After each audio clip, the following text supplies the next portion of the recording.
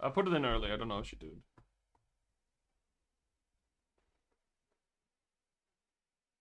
Okay, all good. And now we're gonna cue the new intro.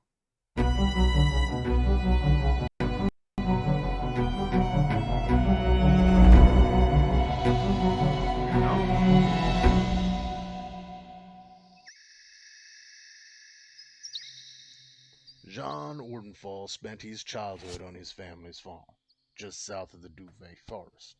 His parents, Durden and Macy, had raised him well, teaching him what he needed to know to one day take over. Financially, they did quite well for themselves, carting their crops to nearby towns and cities for sale, although the frigid weather that often surrounded their home did not make it an easy life. As is the case with most youngins living the farm life, John eventually sought to see what else the world had to offer, and so he left in search of what opportunities the neighboring city had for him. It wasn't long before he realized the city life was not his to live. The boy who left, though, had become a man, and the man had met a woman, a blacksmith's daughter by the name of Cerithia. They fell for each other quick, and before they knew it, their love blossomed into a marriage and a son. The son they named Derlin, after John's father. John eventually returned home to his parents' farm with his family, where they made a life for themselves, a new life for his wife and son, but one all too familiar to Jean. They were happy, that is, until the day vile creatures from beyond the veil made their way into their home. After being driven from his homeland by the insatiable undead that now plague it, Jean seeks out those brave enough to aid him in cleansing his land of the foul fate that befell him and his family, and exacting the vengeance he so eagerly thirsts for.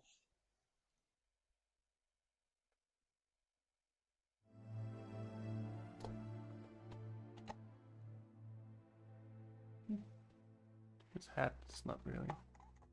There we go. As a young child, Celeste Highcrest wouldn't have dreamed of leaving the sheltered life of luxury that she had become accustomed to. Born to two noble parents in a land beyond the veil, Celeste's childhood had been fraught with expectation. Her father, High Archivist Saran Highcrest, had set very high standards for his two children. The elder of those two elves, Celeste's sister Cressida, had surpassed all of them. Saran trained his two daughters in the art of magic and history, a respected wizard himself. Cressida had leaned into this as easy as breathing. Celeste, however, had struggled, fighting the shadow of her sister's success. She never quite met the expectations of her family, and was always the object of her father's disappointed glances.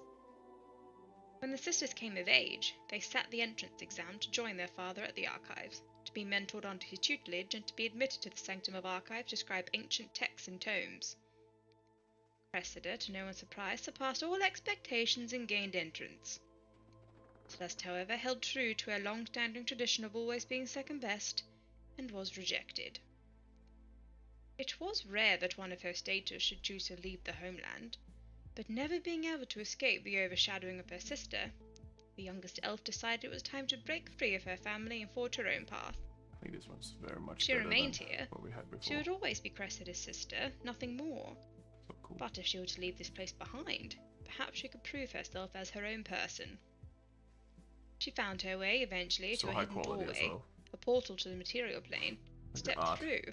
How close she found you the get, world familiar yet strange.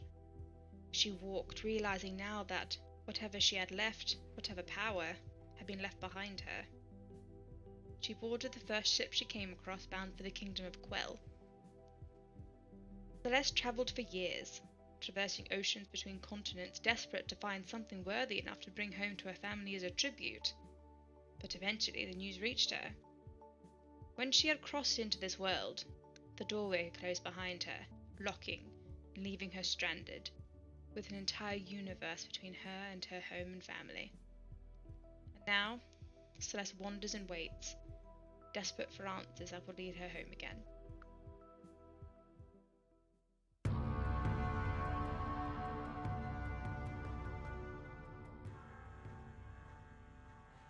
Drekik Yorksan, a white dragonborn who grew up in the area of Utevshal in Ogralan. My father was the Earl of Kriegsgard. The area was heavily contested by the opposing threat from Uzan Karul and the Blood Renderer. When I was 7, our village was attacked, and my mother was lost to us. My father, disappointed in my lack of strength and unable to care for me, gave me to the priests. They raised me and taught me the ways of the gods. It was here I studied the best I could, but as I stared for hours over books and scrolls, the markings could never seem to make sense. The occasional word I could read, but most were lost to me, due to this dreaded curse in my eyes, making the world seem blurred.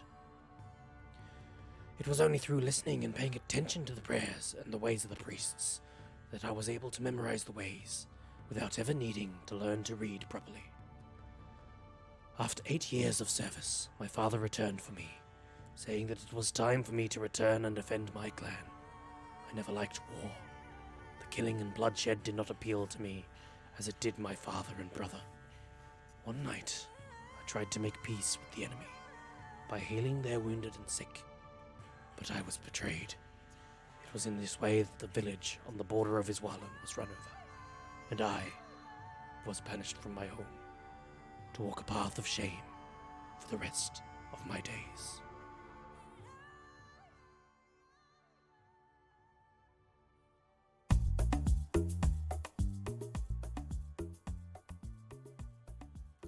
Hello. You're a cheeky looking fella. What are you up to? Oh, I think you must be a sheep. Come join us by the fire. I got a friend here. He's a fox. Yeah. Have some of that. Oh, that looks yum. My name's Ingwe. This is my first day here. First day out here. Yeah, fox. Nice. Yeah, my tribe, we tell the stories of the world. And when we're old enough, like me, ready, they reckon, we head out into the world and go on a quest, adventure. Well, that's what I want to do. I want to do a quest or adventure. Some people just, like hang with people and listen to their stories. But I think I want to do something exciting. That's my plan anyway. But you never know what's going to happen. I mean, I've lived 300 moons, but everything's so different out here. Like, you guys can't talk. Wow, I'll figure it out. I'll figure out how to get you guys to talk to me, because this is a pretty one-sided conversation at the moment.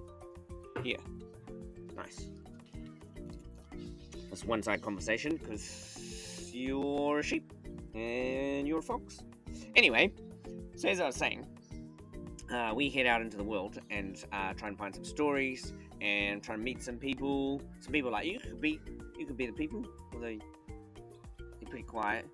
You could be the people that I meet and take back, and you can hang with me and my tribe, and we can tell stories. It's about a fire, Does that sound like a good idea? No?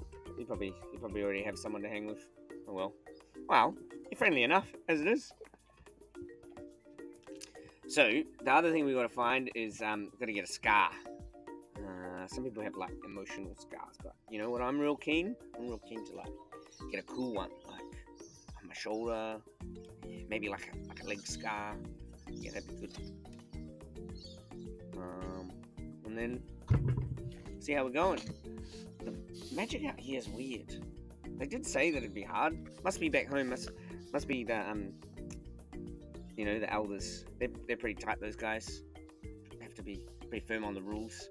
So I'm pretty keen to come out here and try some different things.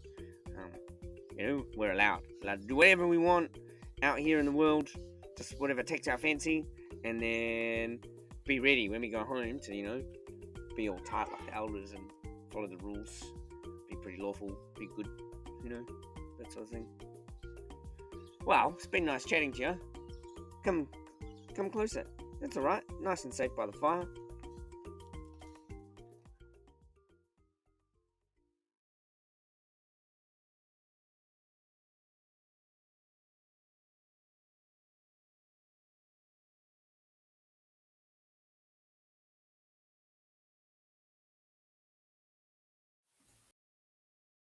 Come closer. That's alright. Nice and safe by the fire. Whoa. Watching ourselves. There we go. Welcome back, everyone. Hopefully now you can't hear me when I'm supposed to be heard and hear me when I'm not supposed to be heard. This is really hard to have a podcast, really. But anyway, welcome everyone to our birthday stream. Woo! Hello, everyone. Welcome.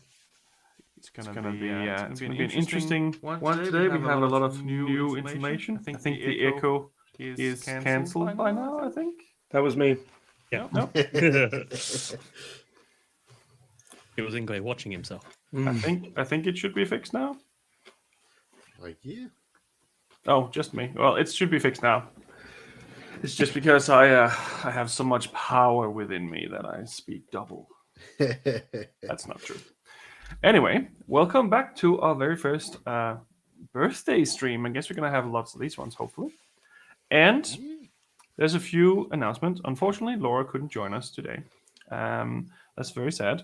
However, we have a lot of new channel point redeems as one of the things, other than this amazing new overlay that Laura has worked her butt off to do. So if you look at channel points, there should be some redeems on there. Some of them are limited to how many you can do per stream, but you can see our stats. You can add some cool weather effects. You can even add an enemy to an upcoming encounter if you want to make it harder for these guys, or you can give them inspiration if you want to. Or you can just throw away your points. If you just don't want to use them, you can just throw away your points. Anyway, hopefully you're going to have some fun with that while we stream. All this couldn't really be possible without Laura, who's unfortunately not here. Yeah, so many cool things. Everything that you see that's cool, that's pretty much made by Laura. The character art that we have now is one of the things that's not made by Laura, but that's made by Luke, and his information you can see right below me right now. If anyone wants to go on Etsy and tell him how amazing he is. Or if you just want to check him out, you can check it out there. And because Laura's not here, can I get everyone to just put a little love heart and Laura in the chat? Because this is all because of her. That's how she makes us look pretty and we make us sound stupid. I mean, that's just probably me. But if everyone could just put that into the chat, just to show our lovely appreciation for Laura, that would be really nice now that she can't be here, unfortunately. So that was the first part. Amazing. Can you post Luke info on Discord later, please? Yes, we can definitely do that. I will pop this image into the Discord as well. Yeah. Yes. So we have a lot of new things, a lot of new cool things. We have some interesting effects that we might be able to use later today as well. We also, because we have a birthday, we have an amazing giveaway. And it's a pretty big one this time, to be honest. Some of the things we can mention, I have some of it right next to me here, is that we have a Essentials kit, which could be one. We have a starter set, which could be one. Oh, yeah. And I have 2 boxes of minis here. One is a Nightmare and one is a Satyr and a Dryad. These ones have been sponsored by Comics Plus. A little impossible to see on my camera, apparently. However, use your imaginations. It's Dungeons and Dragons. That unpainted Nightmare is a really good mini as well. I've seen it. It's dope. Yeah, it's really, really cool. I want to get one painted green, like a Warlock Steed or something. Yep. We also got a very wonderful little letter. All the best with your Twitch campaign. Lots of love from Roll with Advantage. And they've also gifted us some cool stuff. There's some pins. There's some stickers. And we also have a set of dice in this very cool little box. And I must say that the dice that I usually roll with, that I usually kill these guys with, it's the same style. It's a little hard to see them. But it's like so pretty. Green, purplish, black. It's a little hard to see, but we'll put some more of these photos of all these cool stuff up on the social media over the next few days. Let's just say that there's more than enough things that you can definitely win. But to do so, you have to drop into a Discord. You have to join a Discord, and you have to give yourself the dragon roll. which is pretty much I've read the rules. I understand that I can't be a dick. Every place should have one of these, really, literally. Like, if you go on the bus, you should say yes to this. Stuff like that. That's the first part. The second part is obviously that you need to be a follower on stream. You need to follow us and support us. Yeah, that's pretty much it. That's pretty straightforward, I think. We don't ask for your credit card, your kidney, or any firstborn children. This time around. Wait, we don't ask for that? Well, it's just you. Next time. Still waiting to collect. Player tax. We have a lot of cool stuff, and we're going to put some more stuff on social media. You is big for you. I don't know what you chew. I don't know what you chew. Can anyone explain? I don't understand. I don't understand. I do not understand either. You can even look at my stats if you want to. You can click a little channel point redeem and you can see everyone's stats, including my stats. They said echo. I think they said Echo's back. Echo is back. That's odd. While you do that, I'll drop the Roll with Advantage link in the chat as well. Check them out. They are awesome. Yeah. Yes. Hopefully. Oh. There was the first channel redeem point there from Norocto. You can see the wonderful effects. The weather effects. And someone also subbed. You can see someone subbing. See how cool that looks? That's all because of Laura. And I'm taking his hat off because even though it's a birthday, I feel like that will probably kill me. That's sick. Yes. So how do I do that? You have been banned from doing that, Jacob. Have I? No, you haven't. and also, yeah, I found it. You press the M. Got it. The M? You do have a crazy echo going on, Tom. I don't know where that echo is coming from. Yeah. This is what happens when updates happen. Technical difficulties. Hang on. We got this.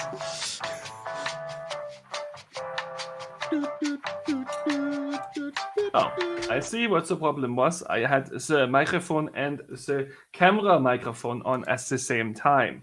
That is not kosher, as you would say. There we go. That's fixed. Quick fix. Yeah. Well, I would be surprised if nothing didn't work today. That would be literally a miracle for the first time. If everything was like perfect. Yes. Oh, look, you can view Celeste's stats. That's awesome. Yeah, you can redeem people's stats and you can see their stats on screen and stuff like that. That's really cool. And if you end up getting the shit beat out of you, I can also change their icons. But we'll probably see that. Maybe later. We'll see. Looking forward to it. Depending. This is going to be so this distracting. episode, surely. Yeah, don't tell Laura we fucked up. Whoa. Sherrod. There's a What little are you doing? happy birthday as well to everyone in chat as well. Hopefully you got it just went out at random, so That best is of luck to you. very cool. Thank you so much You for got that, to Sherrod. check in some of those emotes. You gotta share the love. Thank you so much for doing that. That's so cool. Woo. Yeah, tell her everything went well because of her. That's a good idea. That's good. Let's do that. Let's just pretend like nothing is going to go wrong tonight. I'm not going to kill these 3 guys because there's only 3 of them. Anyway, I think 20. is that enough announcements for one time? I really don't. I think this is the longest we ever had announcements for. I mean, to Wow. be fair, it's the stream to do it. Yeah. What we got everyone, we got Roll with Advantage. Miniporium. Shout out Yep. to Miniporium as well. Yep, that was They're the one I awesome. was about to say Check as well. them out. So underneath me, there is a little billboard where it says "Happy Birthday." It doesn't really say his Actually, birthday. And then there's one for Luke, and there's one for Miniporium, who have been so gracefully nice to sponsor our minis and support us with a little bit of love there. And we also have some cool stuff coming up with that very soon, but I can't disclose that because I haven't done it yet. Again, don't tell Laura. Anyway. Now we know who the real boss is. She's the one with all the skills. I'm literally just pretending here. Right. So, I think I mentioned it. I'll mention it one more time. If you want to join a giveaway, join our Discord. There should be a link in our chat. join a Discord, and you give yourself the dragon roll, and you follow our Twitch channel. That's pretty much what you need. And then we can sort it out from there. The giveaway ends 3rd of October. And that is, look at all the shadows. Anyway, I think that's enough of me babbling around. My name is Tom. I'm the producer and dungeon master of Monsters and Mayhem. And if you have more dice than birthdays, you come to the right place. And now, let's kill these guys. So now I'm going to put on a little bit of ambience. Hopefully it's not going to be too loud for those of you at home. And the ones of you sitting on the first row, you might get a little wet. And let me put a little bit of creepy music on here while I slowly dive into what the fuck happened last week. Anyway, it will not be a draw on stream, Dizzy, just because we have to time it with a Monday and stuff like that. But we will definitely talk about it on stream. Yeah. Right. Last week, you all went to visit, for some of you, a very familiar mountain, Mount Valor. You had eventually gathered a group of 4 to go and investigate this mountain for where you believe the first part of a very, very important key is. You'd known where this key was for a while. Unfortunately, you had to be 4 people to open the door. And now you finally found Drekik. You had been reunited with a 4th member, seemingly cursed by the same prophecy, if you can say it like that. Because of that, after a little bit of doing other things, you decided that now was a good time to go and finally see where this leads. You went into the cave, you activated some doors. After 45 minutes of trying to figure out why they were color-coded, and you eventually went into the next room. In the next room, you were all presented with a challenge. Some of you could read what the writing said, some of you could not. There was a frozen reaper, which was one room. There was the Sands of Despair, the Pit of Shards, and there was, I believe it was the Inferno room. And you all picked a room, and you took a step in. Shortly after, the doors closed behind you, locking each of you within this room alone. And for the brevity of this, I need you to roll initiative. Just to make it easier to work out who's doing what in which order. I will roll one for Laura. Realize after all this, the one thing I didn't get ready were my dice. The dice panic. Go. Every time. At least it's not I me rolled this a time. 10. Jeez. Nice and mid-range on the die. Started off, not high, not low. See, Sean's got a good initiative, which is great for combat. Don't know how it's going to work in puzzles. Ingwe is 14. 14. What is your dex? 8. 8. Minus Oh. 1. I rolled a 15. My initiative is minus 1. Alright, fair enough. And Sean, what did you get? I rolled a 12 for a total of 18. Oh, you Sean's roll. lit. Okay, so you're actually on 18. Okay. Yeah. He's Nice. paranoid. Sean's paranoid all the time. This pen is useless. I will find another pen. No, I lost focus. Okay, back. There we go. Okay, so there's no immediate combat. That is not why I'm asking you to roll initiative. I'm asking you to roll initiative because you've all been separated without any information about whatever happens to everyone else. Sean, you are, however, up first. And So blind you- as a bat, right? Not quite, actually. Okay. So there is a little bit of light coming, and most of you can actually also notice this inside your rooms. There is, at the top of this very high peak inside the mountain, there's little holes here and there where there is some light coming through. It's bouncing left and right off the rocks.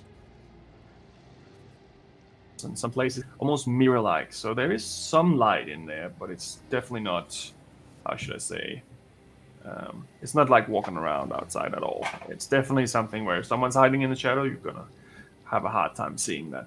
However, you can definitely see the statue as it's been illuminated very heavily by this light. And in your room, there is a almost paper-thin ridge of ice that leads from the plateau where you're standing on, zigzagging across what looks to be a 60-foot drop with ice and water below. And on the other side, there's another plateau of sorts where there is a statue that looks like a frost giant. And in his one hand, he holds a mote of elemental-like energy, white and blue, swirling in his hands. All right. So doors basically just slam behind us, right? So Correct. Standing at the back of it. And how far is the distance from sort of the door to the edge of the platform or to where the bridge would begin type thing? Well, you have about like maybe 8 feet to stand Okay. on. It's So- not like you're getting pushed off. Yeah.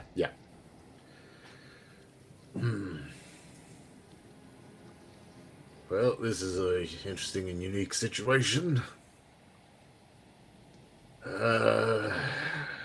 Just reach out for my sending stone. Does this thing work still?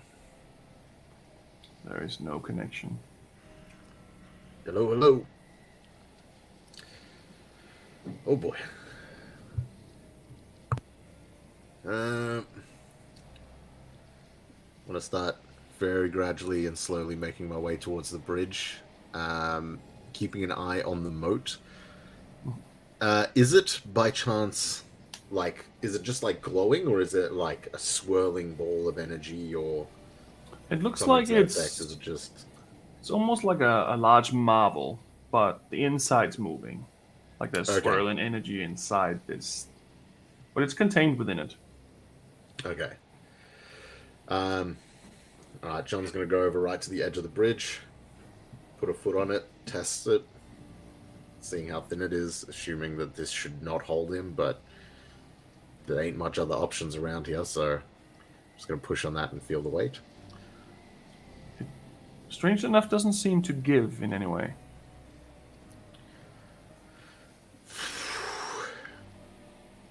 All right, I'm gonna take a step back, make sure all my weapons are away.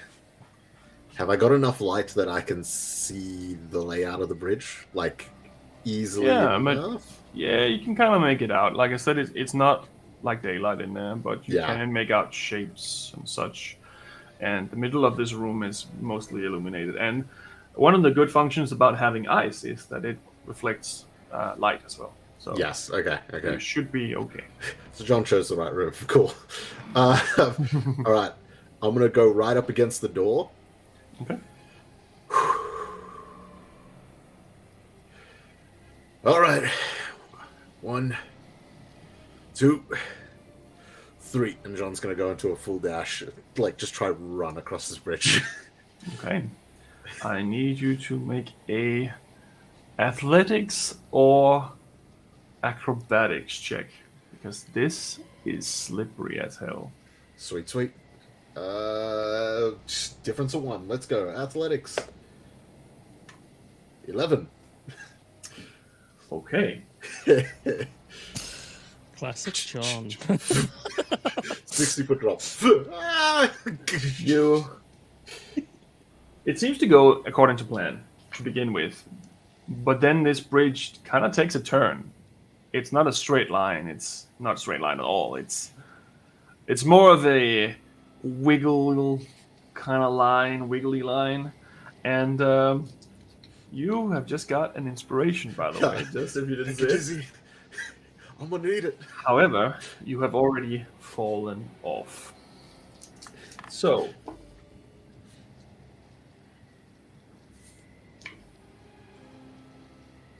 you take 19 points of bludgeoning damage as you face plant into the ice on the bottom.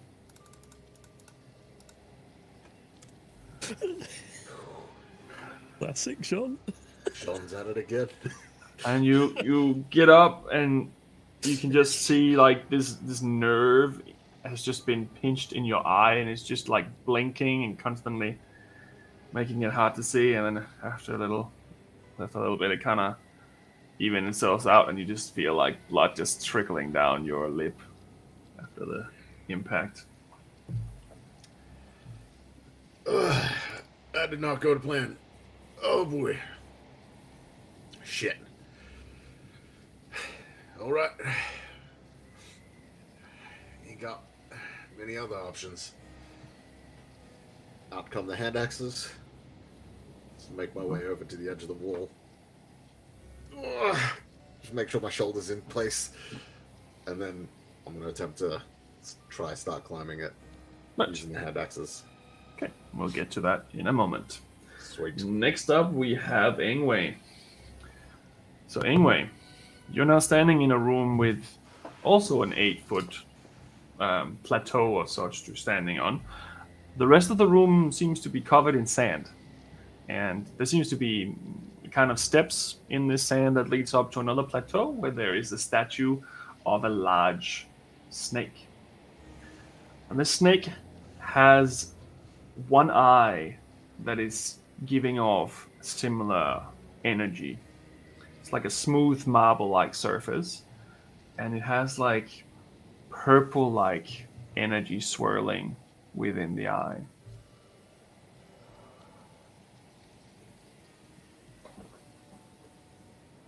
How far away is the snake? It is 40 feet away from you in a straight line.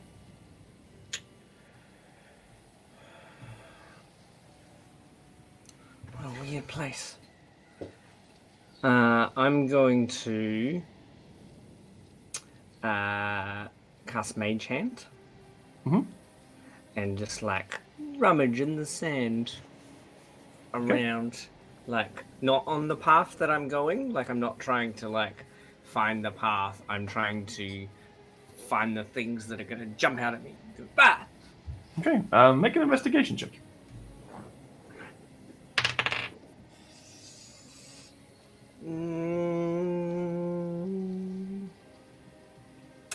Where's investigation? Oh, I'm not good at that. 11. What? It doesn't seem like there's anything that's jumping out or getting disturbed by you or anything like that. Seems to be sand, technically. I walk over to the edge of the sand and like put one foot out and see if it'll like hold my weight. Or do I have to like hop to a stone? No, you don't have to. There's just sand, like a little mountain going upwards. It's a little bit strange. It's actually almost defying gravity in the way that it's laid out because you're going uphill in the sand, but it's not like a dune. It's just like, it looks like it's straight. You put your foot out. You sink in slightly. Not much. Maybe 2 inches.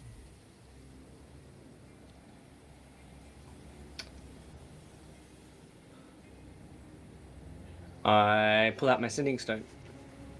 Okay. Hey, guys. I'm in like a sandy room. Where are you? Guys. Hey, guys. No response.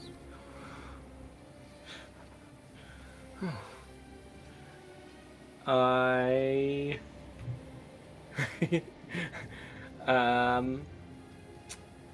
will not turn into an animal.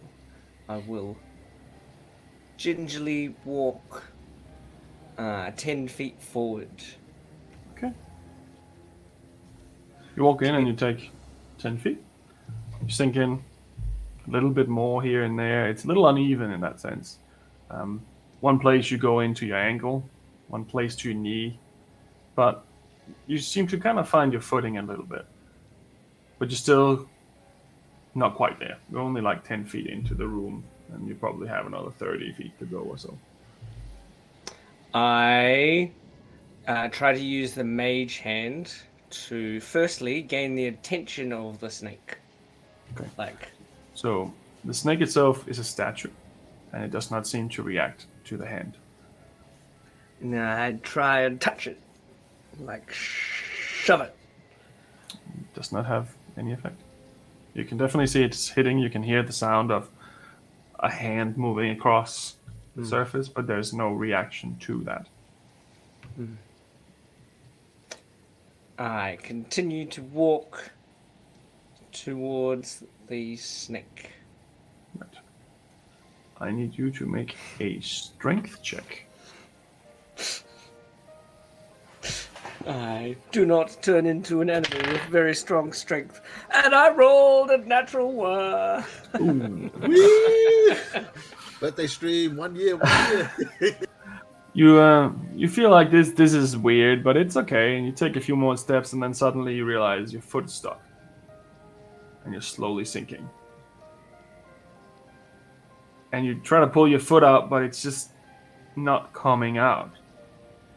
And you're slowly going deeper into the ground. I wild shape into a Into a what? giant constrictor snake. Okay. You are now a giant constrictor snake. It does help you. You aren't stuck in the same way. Usually what happens is that there's a lot of weight placed on specific points. And you manage to break free of this grasp. But let's leave that one for now. Drekik, Yes. you're in another room. Your room is also slightly illuminated by not only, I believe you had a axe with light on it, or a weapon with light on it. You also have dark vision, I think. And Ingwe got inspiration. Keep that in mind, Jacob. So, in your room, it seems like a room of bottomless darkness. You can't quite see the bottom, but you can see these floating rocks that slightly seem to be moving around its own gravity around this main rock in the middle. And on that rock is a giant bird. And in its beak, it has a glowing white marble full of swirling energy as well. But from here on, it doesn't seem to be a direct approach, other than maybe you have to go across these rocks to get there.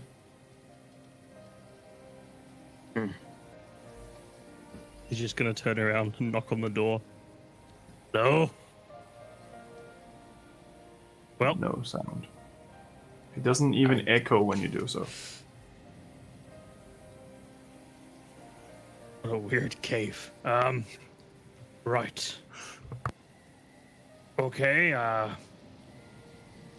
don't fall, alright. And he's just gonna wait for one of the floating rocks to get as close as it can before he tries this. Is it like a jumping distance apart, or is it stepping? It could be jumping, depending on how much you want to put into it. I not want to walking. wait until it's as close as possible and then try and jump onto the closest rock. Right. So, as a note, before you do that, Yes. you prepare to jump. And you feel your foot slightly floating upwards, like defying gravity. Before realizing this, you can just you can move yourself around like you would normally, but you can feel that the gravity point's definitely different here. I feel light. Weird. Been this light. I'm just gonna try to jump up and down, like not forward, just jump straight up and down. You seem to be jumping at the same height as you would normally. doesn't seem to affect that. I feel light, but nothing's changing, I think. You, birdie figure thingy, do you have anything you need to tell me before I try and get to you? No? No reaction. All right. Well, hold on, I'm coming. He's gonna take a few steps back and do a running jump to the first rock. Okay. Make a athletics or an acrobatics check. 16. Is it 16? Yeah, it's 14. So 16 athletics. Okay. You jump. I'm inspired as well. Ooh. You are inspired. Do you want to use it? I'm not rolling inspiration. No. No. I'm good. You jump, and it's almost like you're not moving. The distance itself is not what it should be. When you jump, the height was the same, but the distance is much, much shorter. And as you miscalculated, you can suddenly see the bottom. As you see a array of spikes, spiky rocks coming towards you from the bottom. Take 13 points of piercing damage as you land on almost volcano-like shards. And you can just ever so vaguely just see those floating rocks above you. Ow! Frickin' ouch! Welcome to the pit. Something happens with Celeste. Sean, No one knows. you are now on the bottom. The Senriol and my regular old hand axe coming out, and I'm Okay. using them to try bury into the ice. Try to get a grip, and then use them to pull myself up, hopefully. You can make a strength check or a survival check, depending on the way you're doing it, of course. Now, just in case, with inspiration, Tom, do you roll that I would have to call it and roll with advantage, or rather that I can roll and then if I'm like, oh boy, I can then roll another one after? You can roll it, and just don't tell me what the outcome is, and then you can decide to add it. Okay, cool. It goes for everyone who has one. Sweet. Oh, so it's like bardic inspiration, where we roll Pretty not much. in it. Yeah. What It's do we roll? kinda... So you get to add a d6 Oh, yes. Okay. for everyone who has inspired you, but you can only really be inspired once per stream. Oh, John is absolutely going survival. He's using his naturistic instincts. Let's go. Cool. That is a 17. Keep that inspiration for some other time. You have this memory in the back of your head of once when you were younger, your dad kind of tried to teach you how to climb up a little hill or something like that. It's just in case you would ever need it. And then there it is. That's what you need right now. And boom, boom, boom. It's almost like you've been doing this for years, and you managed to climb to the top. 60 feet. Did not look that high up from down there.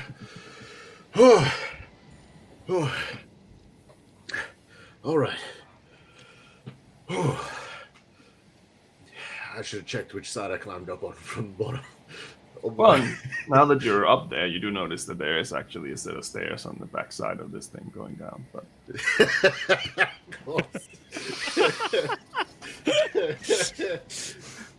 I didn't Anyway. check. That's fair. no. That's fair. This looks more cool, right? This is the cooler way to do it. Anyway, you get to the top, and you can very well see this statue in front of you. Looks very large compared to when you looked at it from the other side. It looked a little smaller.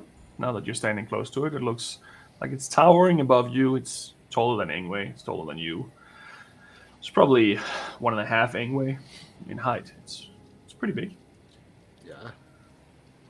You You can feel the floor sink in for a second. And you hear... You start hearing noises around you.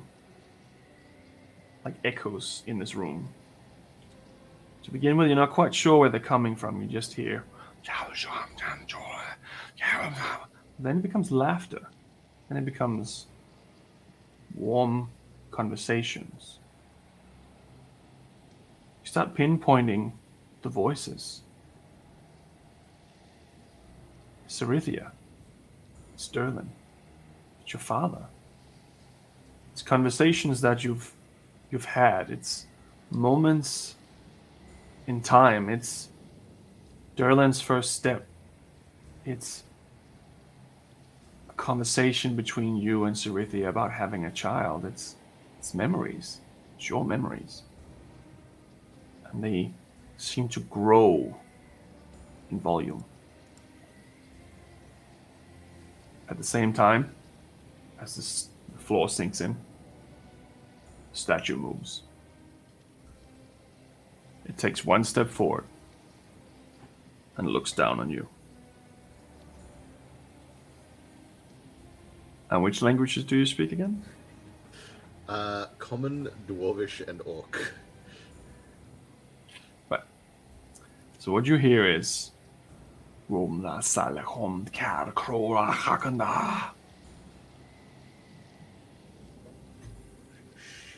maybe it was not the right room. Incolarto. Swoom! And it takes a swipe at you with a 24 to hit. Yep. And you take 6 points of bludgeoning damage as this giant hammer made of ice just smacks you across the torso. And you are now in combat. Oh boy. Anyway.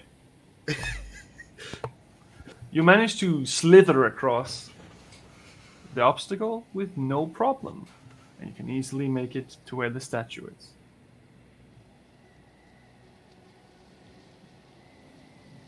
I slither up to the statue. So again, you hit the touch plate. A similar situation happens. You begin hearing these echoes around the cave. It's your mum. It's your dad. It's your friends. It's Bardo. It's Jaina. It's all these other storytellers. And you can hear all the stories and you can remember hearing them.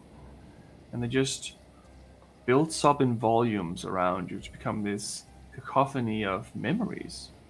It's not unpleasant, but it is odd. Now, which languages do you currently speak? I speak Druidic, Dwarvish, Elvish, Giant, Gnomish, Orc. The snake moves its head. It starts moving back and forth. You hear a voice coming from the snake. It says in Dwarvish, "What is always in front of you, but can never be seen?"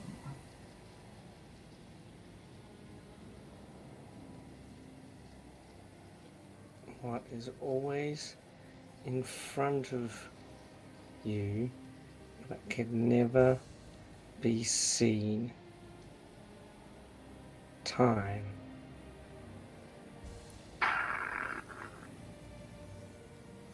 Incorrect. And it lunges at you.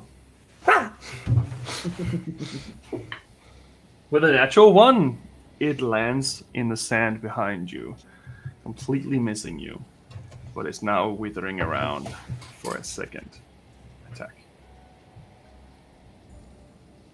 Dreki.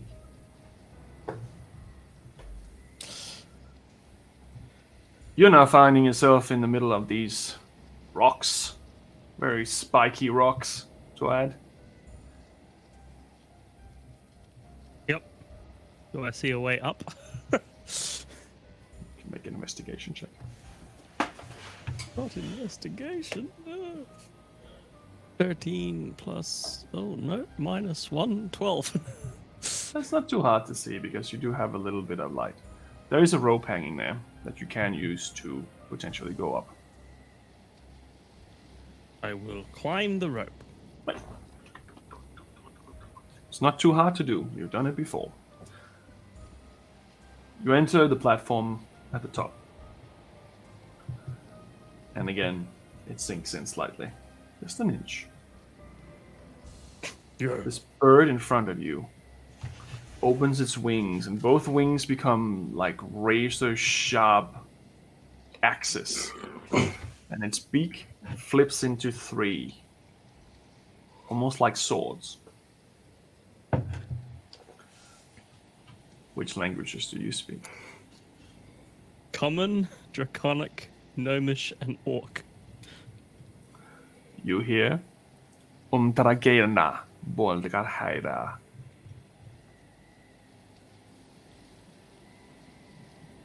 Yes! Arkamarara. And it takes a swipe at you with one of its wings. That's not too bad. 14 to hit you. I think that's a miss. Yeah, that's a miss. Right. So all of you are now in combat instead. So I'm glad the person that understands all the languages is here. I think all 3 of us speak dwarf, right? And you're in the one room where There's only one dwarf on. Yeah. I should have gone in Celeste's room because I think that was the Draconic room. That is correct.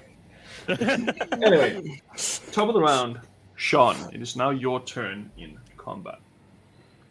This giant has just taken a swipe at you. It still looks like a statue, but it's moving. It's moving. All right.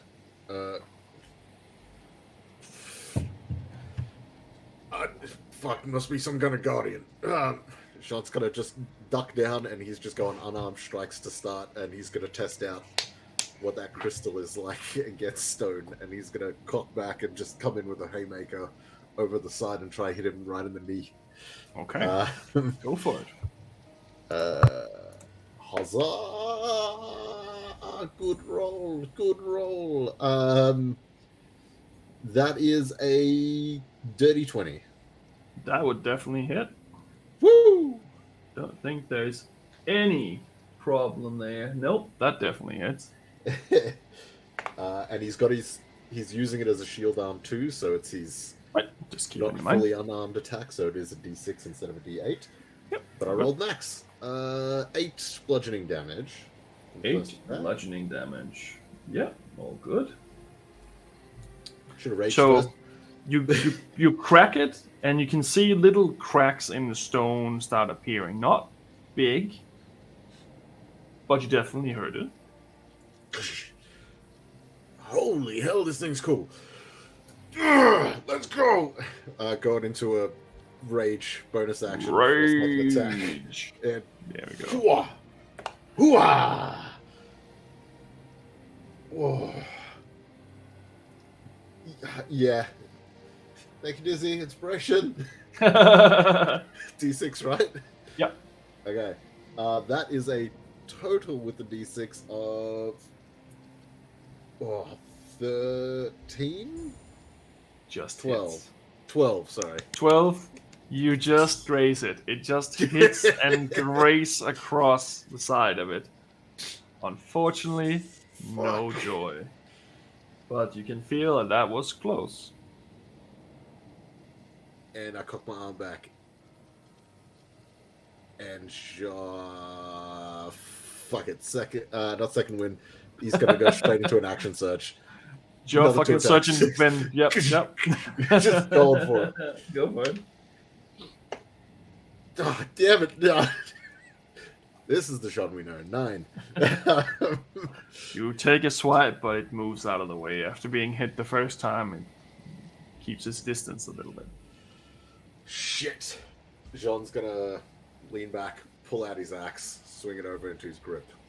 And he's gonna go for his last attack this round. Go for it. Natural 19, which is a critical hit. Yay! Yay! Yay! Nice. Yeah, fighter champion. All right, so Nice. that is with the Thunder Axe. That is one-handed because he's doing shield mode, so that's a D8. This is gonna hurt, isn't it?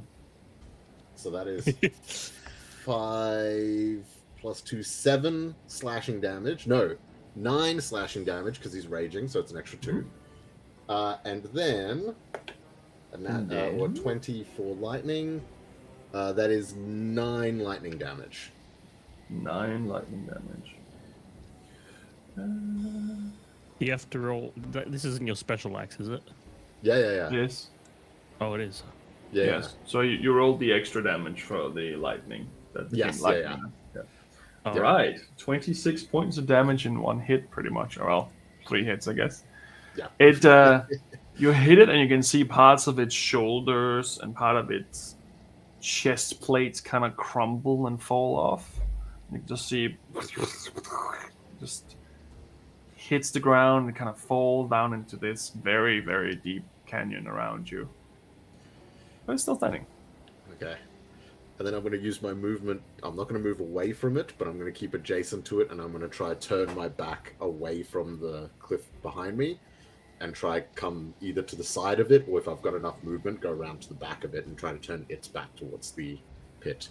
Okay, but the pit is all the way around it.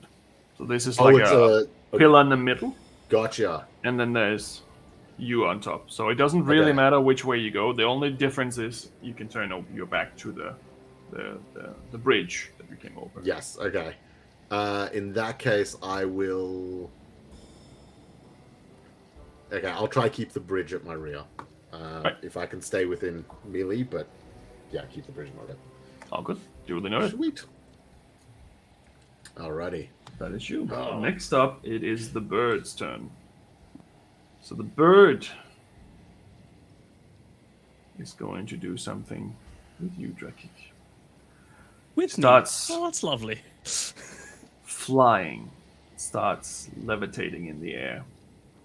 And as it does, it makes a swooping attack towards you with its now 3 sword-like talons in its beak. Good. That is a 19 to hit you. Yep, that'll hit. So that one doesn't hit you. You take 7 points of bludgeoning damage. Mm-hmm. And it's going to do it again. And this one's a 24 to hit. Yep. And you take 11 point of bludgeoning damage from the second hit. As it just... But now it's flying in the air, 15 feet away from you. That's its turn. Next up, we have the snake attacking Engway. So this one is going to try to suffocate you. But it does not succeed. It does not hit you. So you see it lunge at you, and then right when it's normally would bite you, it just tries to go around your neck. But because you're also a snake, you just kind of wiggle out of it. No problem. No problem at all. Instead, it's going to try to do a tail attack on you as well. That is a 19 to hit you. So you take from the tail attack 8 points of bludgeoning damage.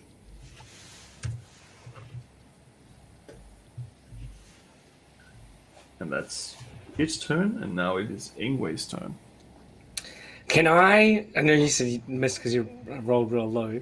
Can I, like, lean into the, like, constrict? Like, he tries to wrap round me, and I, like, go into, like, wrap round. Like, it didn't do any damage because it didn't roll, but, like, we're intertwined now. Yeah, that's fine.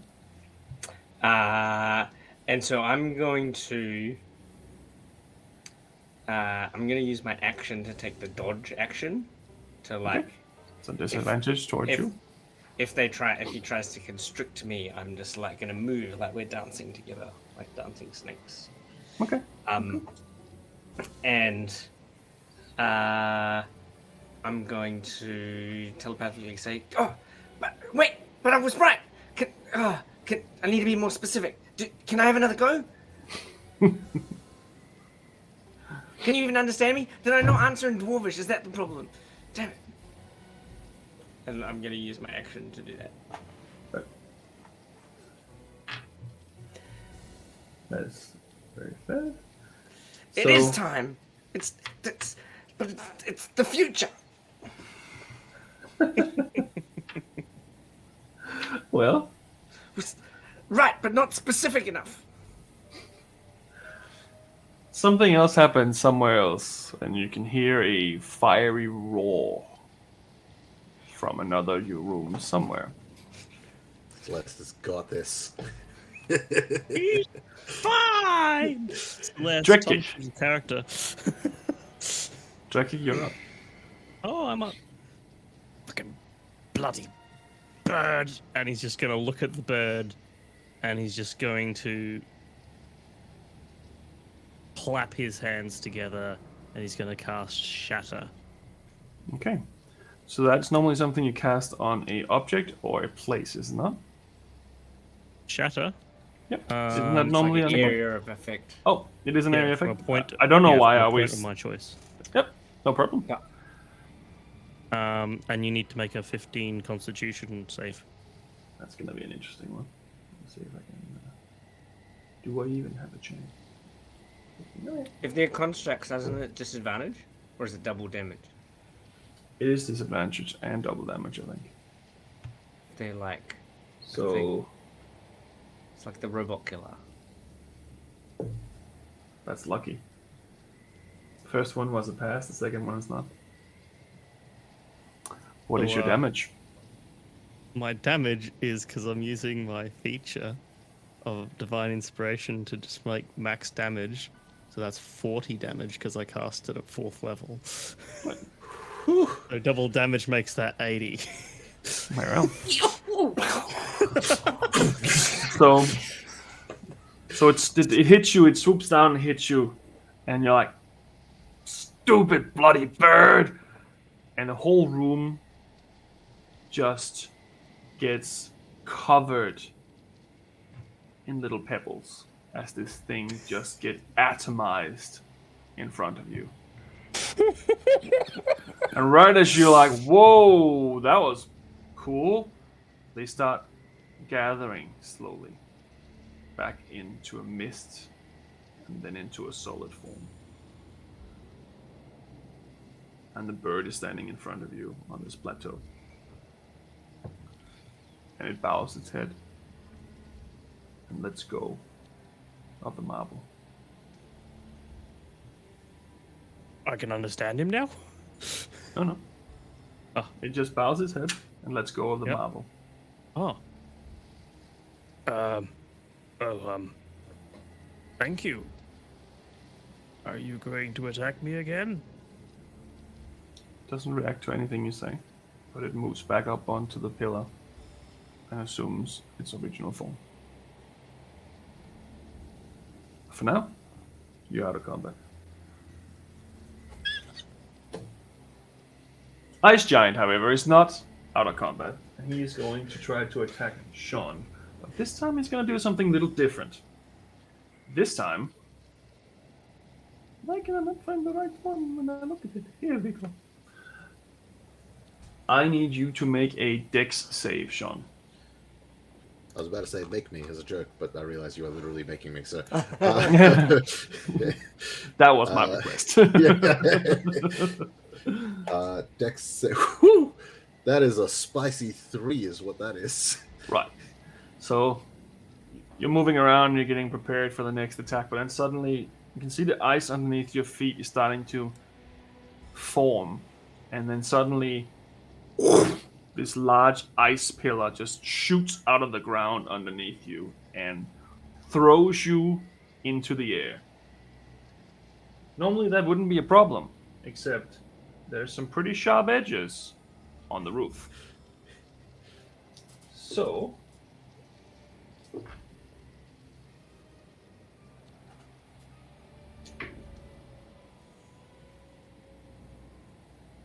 20 points of piercing damage as you hit the ceiling and your right shoulder just gets busted into.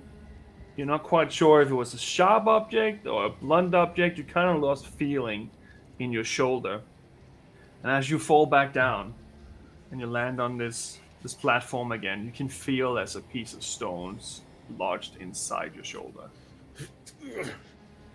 Now, just to confirm, was that halved from my raging, or was that? It would be, yeah. Halved? Yeah. So Yes. I didn't have anything. Okay, That was yeah, the cool. full damage. Whew. And then it takes a swipe at you. Shit. Oh, That is a 16 to hit. I'm pretty sure that's a fail with your 16. arm. Yeah, that misses. Right. So it goes right over your head as you unwillingly kind of falls a little bit forward because of the pain. And then you look up and whoa! Goes straight over your head. You can feel it's almost like you're outside in the snow and you can feel these little prickles of snow. And then this hammer just goes straight over and these little prickles of snow and frost just lands on your cheek. But you are unharmed. Well. Next up, Maybe you not. hear what best can be described as an explosion from somewhere else in this compound. Wouldn't be so bad, except everything is slightly starting to rumble. Everything is shaking slightly.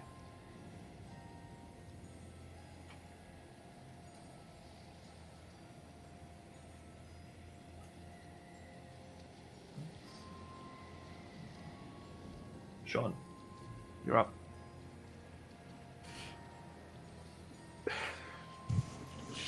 Sean's gonna rinse and repeat.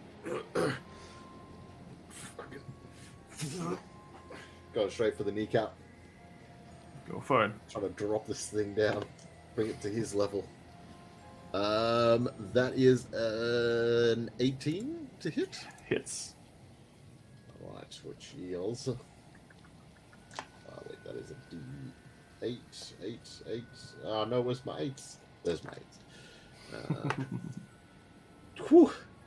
Lowest possible damage, but that's alright because it's still 5 slashing damage. Mm-hmm. And then round 2. Yeah, no, that is a natural 2. So, yeah, That's not gonna hit. No. Nope. I would be surprised, but I mean, Yeah, 7. Right. Total. so. Okay. That is both your attacks. Yep, that is both my attacks. Feeling these hits, I reach for one of my pouches looking for one of my little snack things, and I realize I didn't prepare any for today. Oh, shit. I'll get myself back into the stance and ready to fight. Didn't you already have one? I did. That damage is already gone. Oh, fair enough. Yep. That's what you get. Don't have your junk food before a combat. Yep. Or maybe have I it did- before combat. I did motivational speech before all this anyway, so it wouldn't have mattered. Yeah, but that's Oh, there you go. they don't stack though. That's the problem. No, with- that's what I mean. Those kind of- Mine would have. Oh, well, then I didn't do Yeah. it, and I forgot to do it this day anyway, Oh. so... Oh, good. Huzzah. Alrighty. That's you. That is me. That is it. I'll just buckle down and get ready for the next whatever's coming. Tricky. The door behind you opens, and the rocks stop floating. They line a bridge in front of you. Ooh. I'm just gonna go bend down and pick up the orb thing. You can feel it. Cautiously. It feels like you can feel the motion inside this little orb. It feels very powerful in the sense that it's very. It's a lot of motion in it, but it feels cool to the touch. Ooh. And he's just gonna He's like very, very cautious as he's doing it. He's just taking every step very deliberately across this bridge and walking out the door. It's like, don't fall, don't break. No problem. You make it across. Back into the other room. As he's leaving, he's just going to turn and go, bye, birdie. Okay. Door closes in front of you. Where is everyone? For now, you're the only one in this room. The other 3 doors are closed. And you can also hear screams and rumbles. And the compound shaking slightly.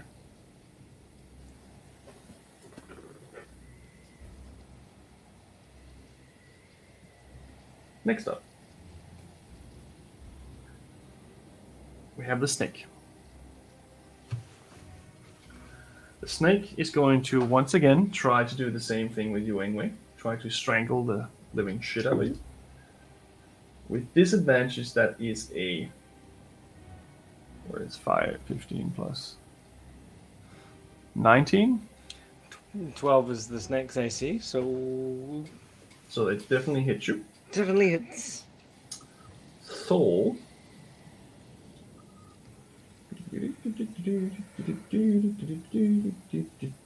So currently you count as being suffocated. So every time you try to break free, it costs you a minute of air. And you take 1d8 points of damage. Plus 4. What is your constitution modifier? Heaps. No, not heaps. 1. 1. So that means that you can hold your breath for 2 minutes. For now, you are being restricted. That is all it is doing, because it cannot attack you at the same time. It is now your turn. I'm not gonna try and break free. I'm going to constrict it back. Okay. Do you have that option as a snake? It's squeezing me. It doesn't do the same thing that your thing does. It just does damage and restrains them. Doesn't do the like air thing that you're doing to me. It does plus 6 to hit, 2d8 plus 4 bludgeoning damage, and the target is grappled. Right. I'd say you also have advantage because it is grappling you, so it's hardly easy to miss. Squeeze! It can try and Shadow. escape. It can try and escape my grapple. That is ridiculous. Remember, you have inspiration. You have 1d6 worth of inspiration if you Yes, want to use it, because I'm- someone has already blessed you. Feeling very inspired, but I'm probably not going to use it because... yeah, I'm not going to use it because I rolled a 1 and a 2. Yeah. So that's didn't 7 work. and then a possible another 6. I'm pretty sure my attack does not work. It does not hit, no, unfortunately. So because I haven't tried to break free, do I take damage? You did not try to break free. So no. But you now have 2 minutes. So you now have 1 minute and 50 seconds worth of air. Got it. This could be a long... We might have to speed this up. I'm just gonna Miss. go set up a beach chair in the cabin and wait. We walk out, everyone's standing there. You just got like a little Mai Tai and just. Oh, hey guys. After that, it's the ice giant. He looks down at you, Sean, after you took a bit of a fall. And he's going to try to do it again. So I need you to make a dex save. Put up my hands ready for the hammer, and then suddenly, under the feet. It's not great, but it's better than last time. That is 12. Right. So this is what happens. This ice pillar forms underneath you and shoots you back into the sky, but this time he's prepared, and he hits you with a hammer as you get to his face. Oh boy. As he also hit you with the second attack. So the first one is going to be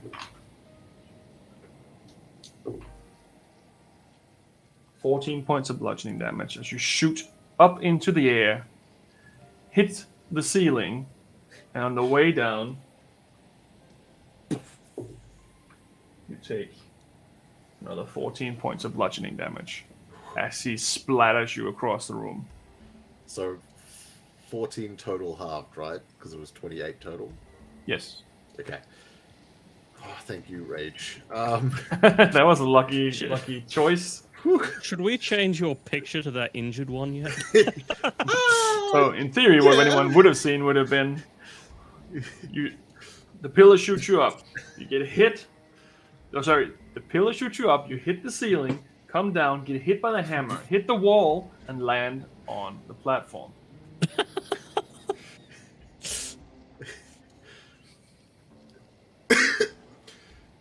Yeah.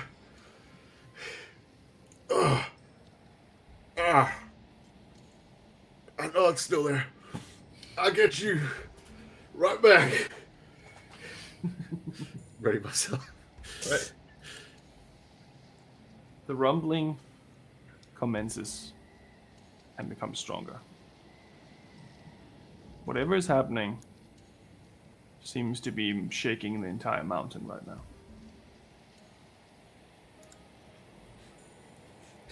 Sean thinks it's just in his head from all those impacts. You're still hearing all the voices of your family around you. You're still hearing all the first walk of your child, the first words. You're also hearing all these memories. And it is your turn.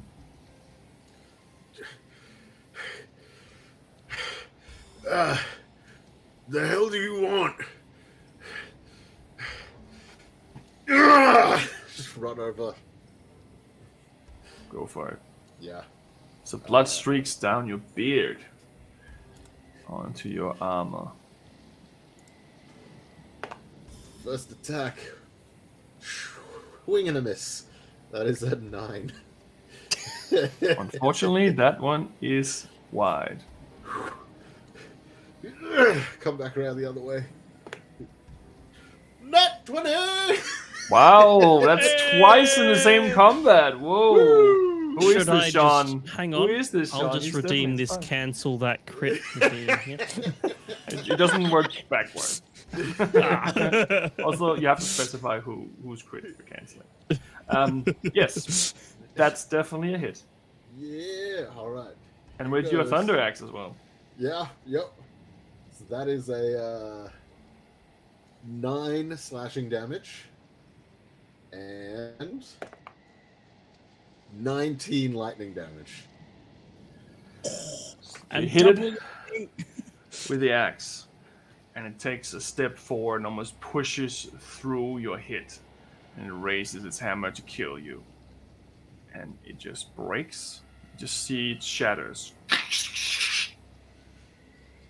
Arm falls off, the other arm, shoulders, the head.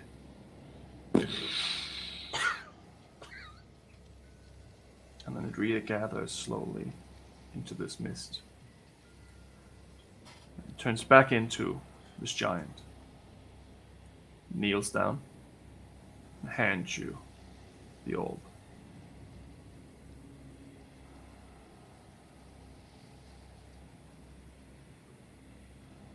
Oh god, please don't hit me again.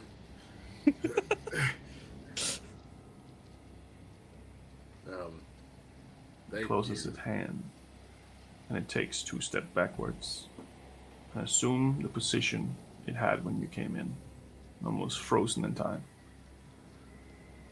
The door behind you opens, and you can see Drekik in the room on the other side. Hey. Hey! You look good. I was gonna say the same to you. Oh. And I limp out towards him, careful and steady. Across the bridge, very slowly this time. When you have all the time in the world, it's not a problem not to fall on your ass across this. It's only when you're running. Yeah. The orb itself is cool to the touch. It's almost like you're holding winter itself in your hand. It's so cold, but it doesn't hurt you. Feel like it chills you to the bone, but you don't feel cold. Definitely hold it in my crystal hand. Move it over. Yep. Sort of keep it Because- about a foot away from me. Because you do that, you can see, like, when you have a window and it's cold, you can see, like, little, what do you call it, like, condensed water starting to form on your hand. Yep. But it's not cold, technically.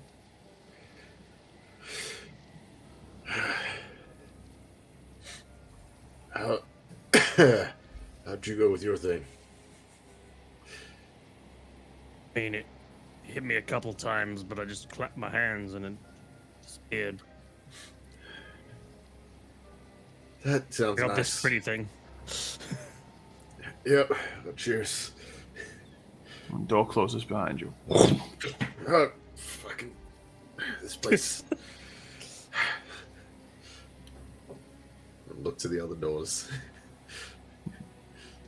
The only door that has been opened seems to be yours in the Trekkies at this point. But you can feel the ground shaking. Small rocks seem to almost be dancing across the floor in a direction unknown to you. Why? That is the way they're going. Some going left, some going right. Some rocks on the ceiling starting to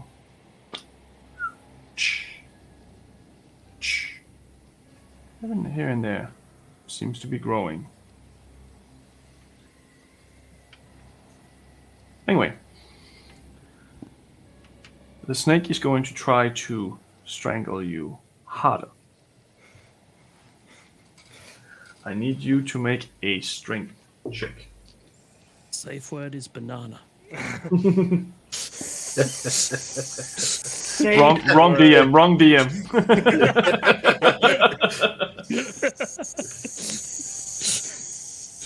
73. No, 22. It tries to, but it is not strong enough because you wiggle your way out of it. And it is now your turn. I like the way you wiggle. Yes! 17 to hit. Definitely hits. 12 points of bludgeoning damage, and he is now restrained in return. He can try and escape me for 16. Strength check. Who's gonna win this squeeze off? For the moment in time, let's focus on Ingwe and the snake.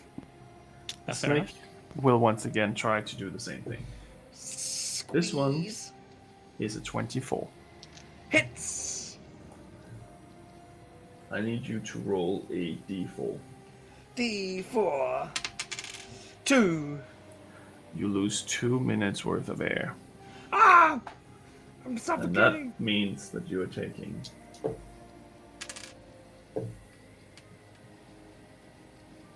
8 points of bludgeoning damage. Quick, redeem the And you give will- Ingwe air. Automatically take damage at the start of your round now. Yeah, cool. But I it's can't now- breathe. Your turn. I take another 8 points. How much damage do I take? Or is that what I took that at the start of my turn? So it is at its turn. Technically, it is at your turn, yes. So you would take another 4 points of bludgeoning damage, I guess. Shame, I'm talking in your head. I don't need air to talk to you. Suck it.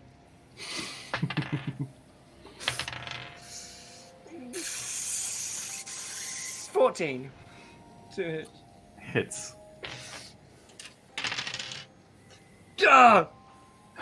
9 points of bludgeoning damage. Okay. It's now its turn, and it's continuing what it's doing. It cannot do something else because it is actively strangling you. However, it is once again your turn, and you now take 8 points of bludgeoning damage. No. So what? I'm very bad at rolling. 8. Fortunately, that misses. So it's your turn. So it's its turn where it continues. Your turn to take 8 points of bludgeoning damage. I'm just gonna cure Jean while we're waiting. Cure wounds. Yep, that's fine. Thank you. Natural 13 20! Definitely hits. Better roll good this time. Sucky. It takes 11 points of bludgeoning damage. His eyes burst out the skull. It does not try to avoid it. It continues what it's doing. How much damage? 3 points of bludgeoning damage. Should be like a timer where like that'd be the like next level redeems. See how much health Ingrid's snake is on. Natural 19 plus 6 is 25. Definitely hits. Look, I do more damage on a not crit than a crit. That's just because you roll like crap. 19 points of bludgeoning damage. You bite it, and it just... And you can't really tell it apart from the sand now anymore, and you're not quite sure it's gone. But the first thing that rushes through your head is... Because you can finally breathe again after being strangled for a little bit. The statue forms back into its original form in the sand. It bends down, it bares its neck, and it shows you its eye. And it stays in that position, presenting you with the purple eye. Revert form to Ingwe and take the eye.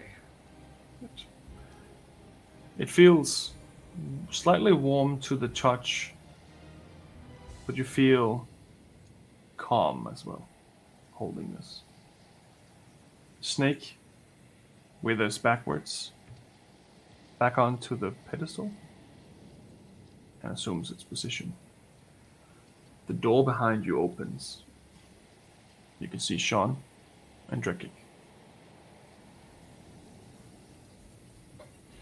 Oh, hey guys, I say in Dwarvish. I think something's messing around with Ingwe. I respond, hey, in Dwarvish. I think something's messing around with you. Dwarvish. Oh, sorry. Oh, right, yep. I had this funny riddle. It was annoyed me because I got it right and the thing cheated, and then I had to squish it. It tried to squish me. It was like real like You got a dance riddle? that we did. Yeah. I had to fight a giant. Wow. I fought a bird. I fought a snake. A snake, a giant, a bird. That sounds like a riddle. What's Snake. Celeste fighting? A giant, a bird. What else could it be? Like a fish. Pretty sure Celeste's fighting a dragon. I think I saw into that room. A dragon. Cool. Yeah, I was gonna say Pretty sure. we took a peek down each, right? So Yeah. it sounds like the statues. We all fought the statues. Yeah. Yeah, but Yeah. but I reckon if you answered the riddle correctly, you wouldn't have had to fight the statue. I didn't get a riddle, or maybe I did. It said something, but I didn't understand it. Can we perhaps discuss this after we're out of a collapsing cave, by the way? Yeah. How Oh, do we get that's out? not my head. No. Okay. I thought I was still ringing. The last door opens. And you see Celeste stumble out. Oh, hey, Celeste. But something's different. Her eyes are black. And her nose are dripping with black liquid. But in her hand, she's holding a similar mote of energy to the rest of you. Celeste? Are She you is- okay? In a situation that would best be described as concussed. I am going to cure wounds her at 2nd level. Seems to take effect. Take 9. How much did you heal me for before as well? Do you remember? 13. Okay, thank you. Oh, good idea. I hope you feel a bit better, Celeste. And I'm going to healing word for 8 points. The healing takes effect, and she seems to be more colorful now. You still feel the whole place shaking, but you're all standing in the entryway where the scale is. There's a scale. Each of you holding a mode of energy. Is it like 2-side scale? 4. Oh, it's 4-side scale. Is there like one that looks yellow and one that looks blue and one that looks green and one that looks red? No. They all seem to just be metal, gold, and brass. Celeste, I'm sure you can't speak out of shock, but come, we need to put these things on the scales. She follows your lead. Sean's Ready? just keeping an eye on Celeste the whole time. Concerned, but just keeping an eye on her. Yep. On the count of 3. We just I go- put it in. Is there like, are they pointing at the doors or something? I guess, I mean, there's 4 of us, there's 4 of these, and there's 4 sides. I think we just drop it and hope. Wait, should we say the answers to our riddles? I don't know what my riddle was. I don't know what my riddle was either. Well, what did they say? Maybe we understand the language. Mine I didn't- sounded pretty much the same. Yeah. Sounded like, Okay. honey, I want an apple cheeseburger. That would have been an easy one. Well, maybe it was the same as yours. Like maybe it was like the first instance we had, right? Because remember we had like the riddle that was, or not really the riddle, but the script that was on the base of the statues when we were looking in. It all Can't said, be what was taken, it like? can only be given. Right, and that was the same in each room, right? So maybe we were each given the same riddle, but in the language as well. By the way, were you guys ignoring my? I tried to use the thing. Were you just busy? Oh, I thought Guys, you were ignoring cave me collapsing, not Yep, great Yep, time. you're right. You're right. too. Ready, let's go. 3, 2, What? 1. All right. When our powers combine. Place all 4 Planet. of the motes in the scale, Heart. and the ground starts moving. Future. The room you're in starts to slowly descend. Entire hallway moves downwards.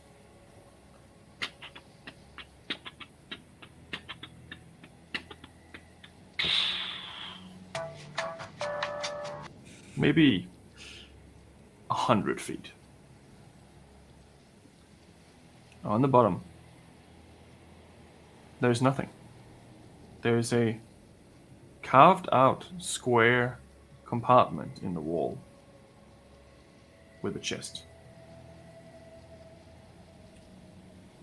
On the walls around you, paintings. Some of them are abstract, almost horrific. Some of them are of you. White dragonborn holding a sword. A young furbolg with a book. With a picture of a furbolg on the cover. A human man holding an axe with a blue arm. And an elvish woman, colorful hair, standing in a doorway.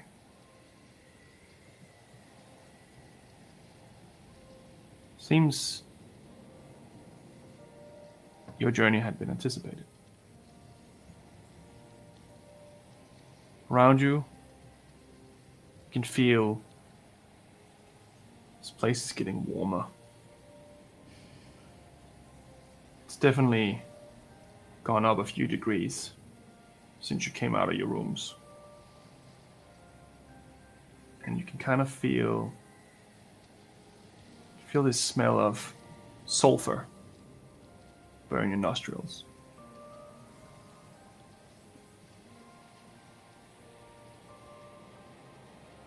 Cricket recognize this. Make a history check. You might.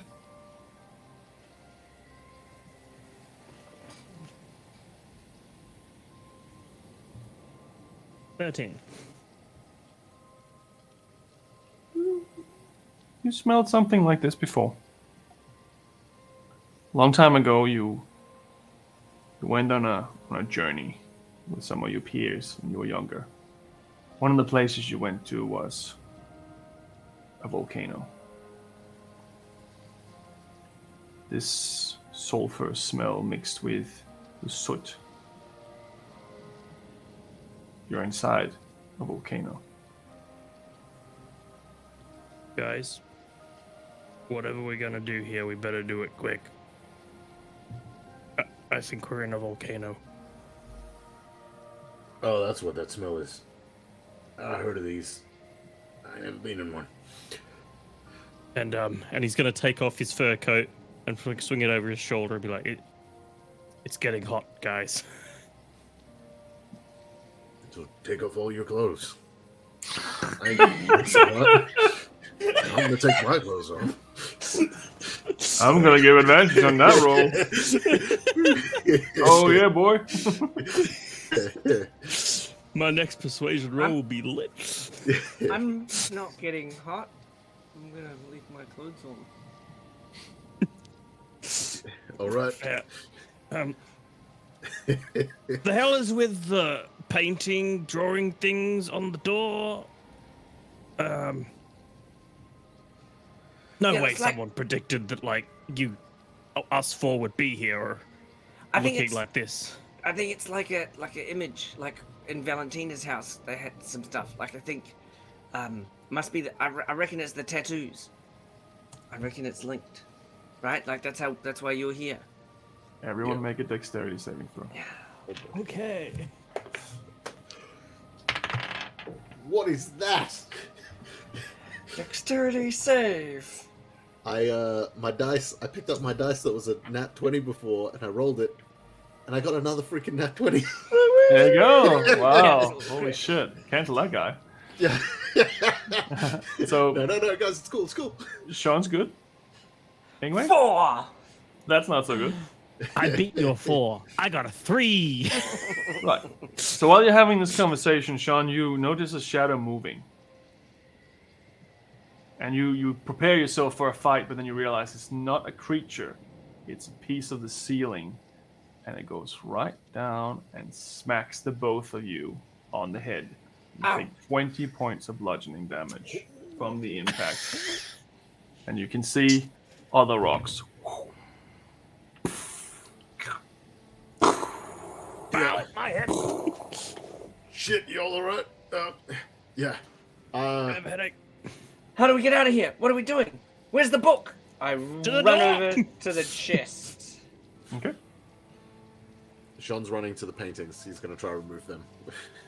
If they're like framed things. Oh, no, it's not framed. It's like painted on the walls. Okay. It's just painted on the walls. It's like a story. There's a lot of a lot of dark creatures of shadow that doesn't seem to have an actual form.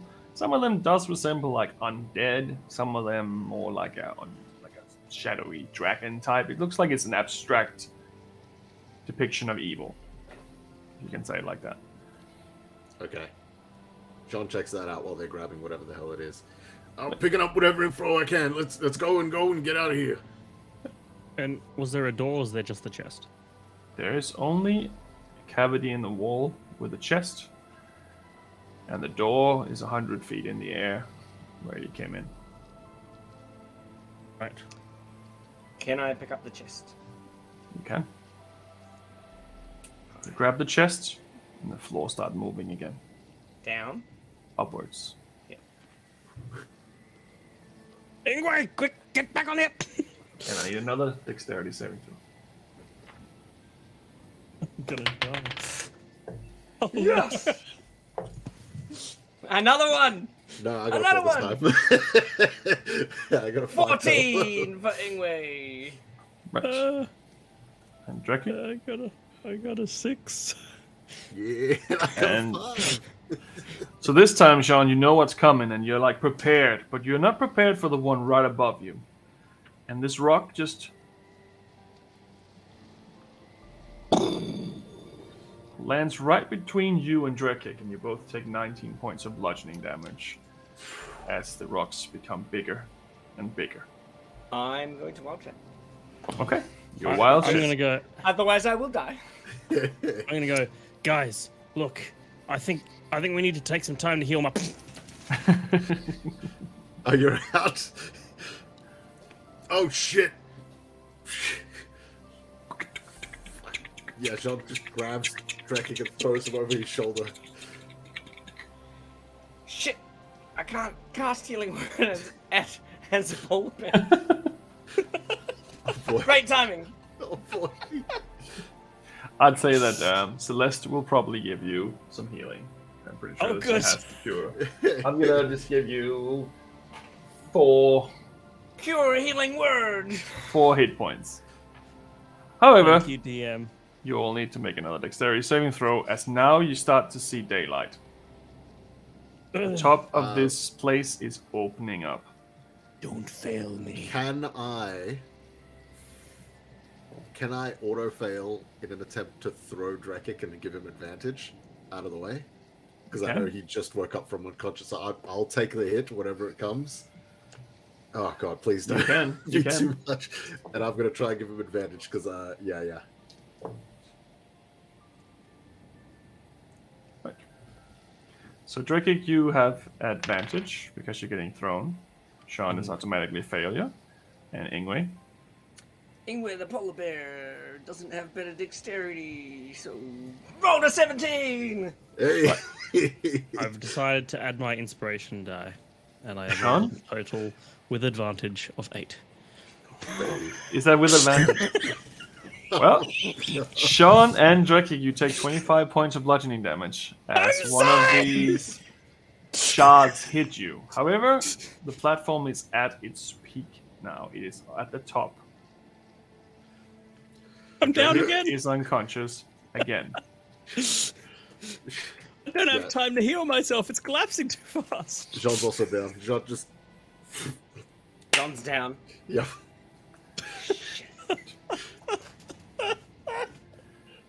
I was like, it's gonna be close, but yeah, no, 25 is enough. Very well. Okay, shit. Does it look like the corridor is collapsing or just on top of the platform? It looks like the entire mountain is turning into a volcano. With you in it. Oh, like there's a volcano coming, like, yeah. So does it, you know how there's stuff falling? Is it, is the corridor collapsing or is there like lava gonna come up? Both? Okay, I drop my wild shape and cast Healing Word on Drekik. Right. And then I cast Healing Word on Jean. Drekik gets 7. I think even 1 point is. I don't think 7's going to change much. Jean gets 5. And then if you're gonna still let me cast spells, I'm going to cast polymorph on myself. Okay, what are you polymorphing into? A giant ape. Okay, so you cannot get out of the room right now. I would have known. It's a very narrow entrance. I would assume that you would know that. So that would probably not have been your go-to.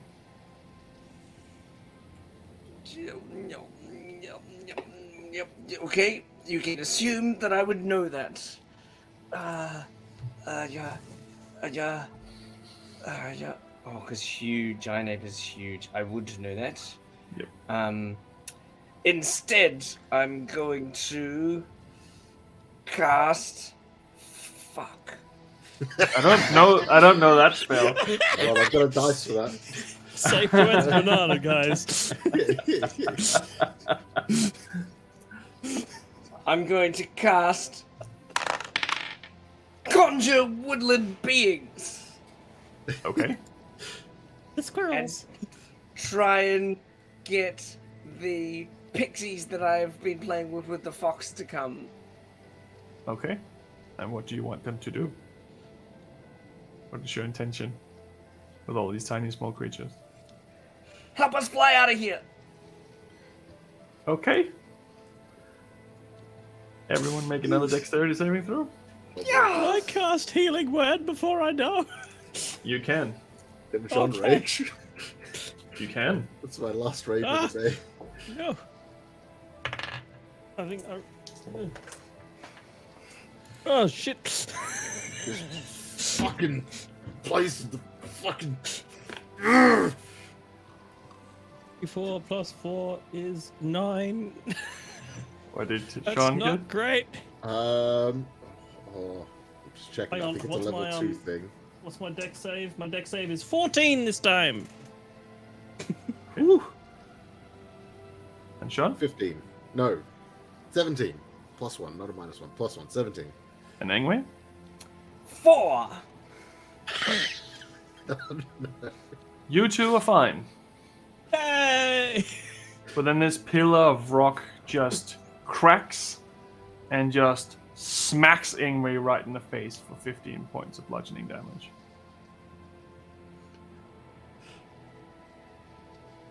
Ooh. That's just... And roll a What? general dex save for your Oh, for the pixies? friends. Pixies. Yeah. Do the pixies not give me... No, they don't. They just help me fly. Not yet. They might have if they Yes, survive this. Okay, pixies are very dexterous, so we're good. One gets a 25, one gets a 17, one gets a 12, and one gets a 14. Right, so four of them, well, the 4 batches of them, seems to be functioning very well. And they all start pushing you. They cannot make you fly, but they can push you. One of them, unfortunately, gets caught in a rock, and you see maybe 7 pixies pancake underneath one of these rocks for another 25 points of damage. However, you are now being pushed out, so I'd say that you can move at double speed. I just imagine Pixie's like With the help grabbing by of the pixie shoulder. dust! Just like very slightly going off the ground. Yeah, just pushing, just Lighter. pushing. And one last dexterity saving throw. This time you all have advantage because you're getting pushed. Oh, Oh, goody. I'm glad advantage goody. helps me with my rolls. fucking go! Ooh, 16. Woo. 13.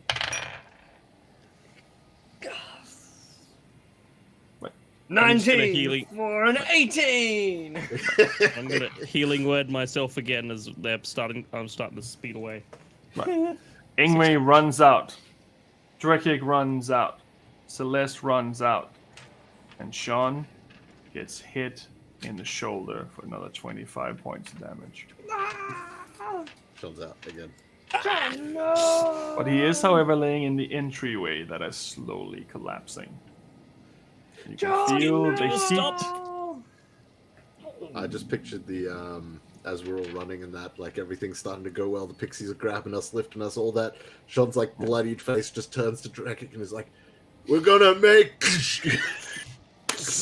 And those pixies are also squished. You have like little wings coming out of your beard right now. They're splattered everywhere.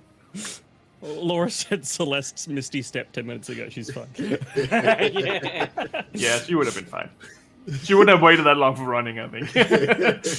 She probably would never entered the room. Drekic's gonna skid to a stop, turn, run back to Jean, pick him up over his shoulder, and run with him as he casts Cure Wounds on the guy. Right. So, you wake up once again. Rocks everywhere. Smoke. You can smell smoke. 6 points. And you can see the room you were in before collapse and just fall.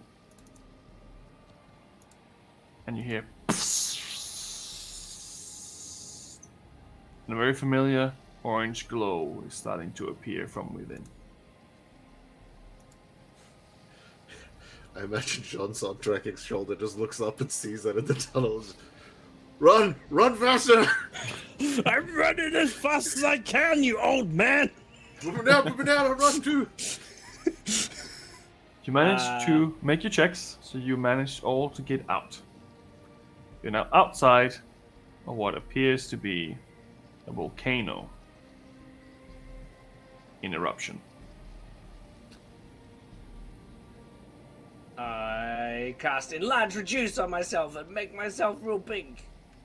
And start running. Wait. Which way are you running? Are you running towards Kingshelm? Or towards Blightwood? Towards Kronos? Which way are you going? I'm going west. West. Yeah, if you're towards going big Blightwood, form, yeah. you're definitely leading this thing. Sean will follow. Right. There is a bridge not far away, and it seems like Engway's probably heading that way because the rest is a river. And you can hear the river starting to heat up too. It doesn't take long for you to get onto the other side before you see a puff of smoke and then lava. And then spurts of lava and molded rock getting catapulted everywhere. You don't know much about the general area, but there is a city not far away there called Barenberg. It does look like that one is probably taking some damage right now. There's a smaller village at the bottom of the undergrowth that is most likely gone. As the lava starts forming around this mountain and changing the geographics around you. I'm not stopping running. I'm just gonna keep running. You run for as long as you can until your legs and arms and everything in your bodies feel like battery acid. And you eventually have to stop. But you have made it into safety.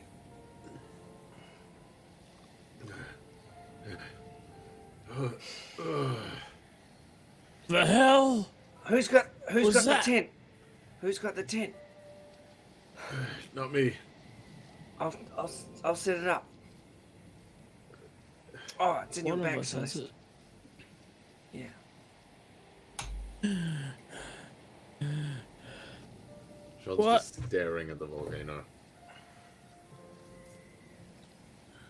I told you it was a volcano, but like, that was quick. Yeah, I think before I could even respond, shit started falling from the sky. It was weird. We started running, and then I blacked out, and I was on your shoulders, and then blacked out again, and then I saw you unconscious, and then you were on my shoulders. Yeah, I was gonna say I blacked out, and then I was on your shoulder. So thank you. How you doing, anyway, Celeste? Oh, hey guys, I've set the tent up. We should come inside. Okay. While Yeah. they are like catching their breath while I'm setting the tent up inside. I want to open the chest and look inside. You open up the chest. There's no trap. Finally, we're set. Inside is a red piece of cloth. It's very fine. It's almost like it's probably silk. On the outside of this, that looks to be a handkerchief of some sort, has gold trimmings, and you can see a big K has been produced in the middle in gold. Within seems to be a square, almost rectangular-like shape. It seems to be black stone, but it's not stone. It's some sort of metal, some sort of black metal. There's a few holes here and there that's been carved into this on purpose. And there's a few almost like pins sticking out here and there. Looks like this is part of a bigger piece of some sort. But you do now have the first part of the key.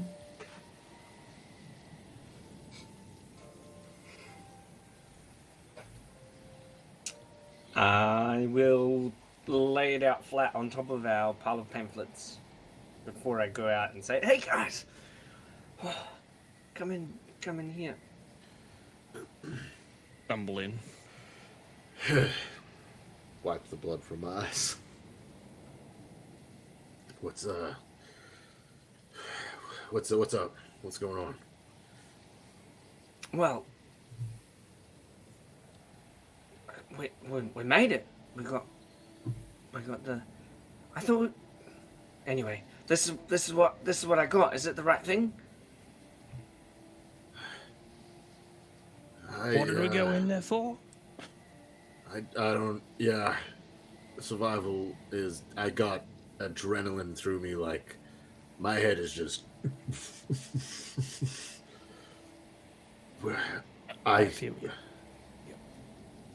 Sean's just gonna like very wide-eyed stumble down and just take a real close look at that thing.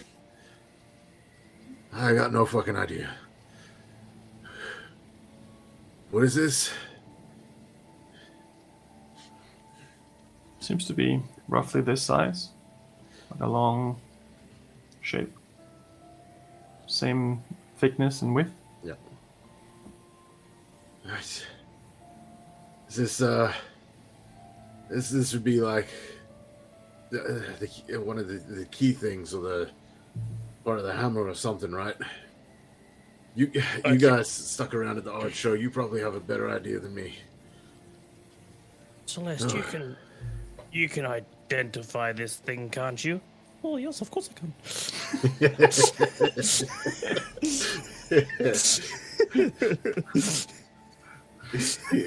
Guess which member didn't go to acting school? I'll say that yes, you can probably identify it once she feels up to it. It is magical. It does not have any effect itself, other than being part of a larger piece of a key.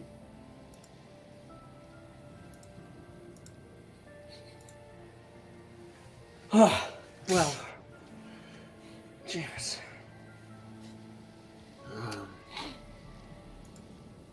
Sean's using his second wind, by the way, now that things have settled down a bit, and he probably should have used that in the volcano, but, you know. It's probably a good choice. Yeah. Oh, max healing. That would have been nice. What time is it? It's around 12. You went fairly early. I feel like I need to sleep. Yeah. I'm pretty exhausted from running. How far did we run? You have run as far as you can, so that means that you have gone probably. It probably is more than 12 actually, because you would have had to spend time running too. So Running from the volcano. You have ran. You have runneth. Thou hast runneth. Do have runneth towards the forest of Soldan. So you have covered majority of a day's worth of travel, but you've done it fast because you've been rushing. And you're very tired. You can move on from here if you want to, but then you would take a point of exhaustion for sure. I think. Yeah. Does it feel like it's a safe distance from the volcano? Like, would a judge based on, like, it's not spewing rocks in the air, right? It's more like a... It is. Oh, it is? Yeah. They're like launching? Make a perception check. Sweet.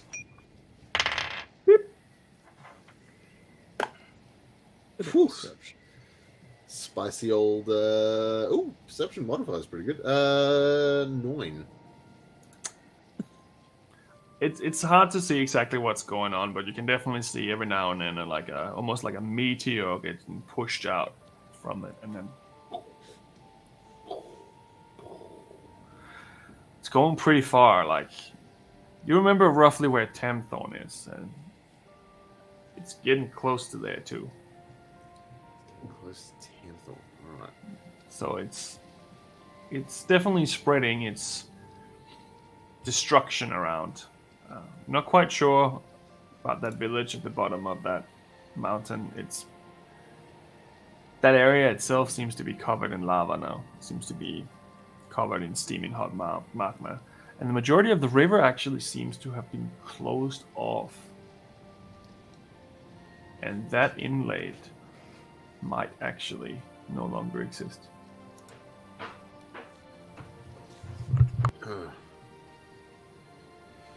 Well, are we feeling...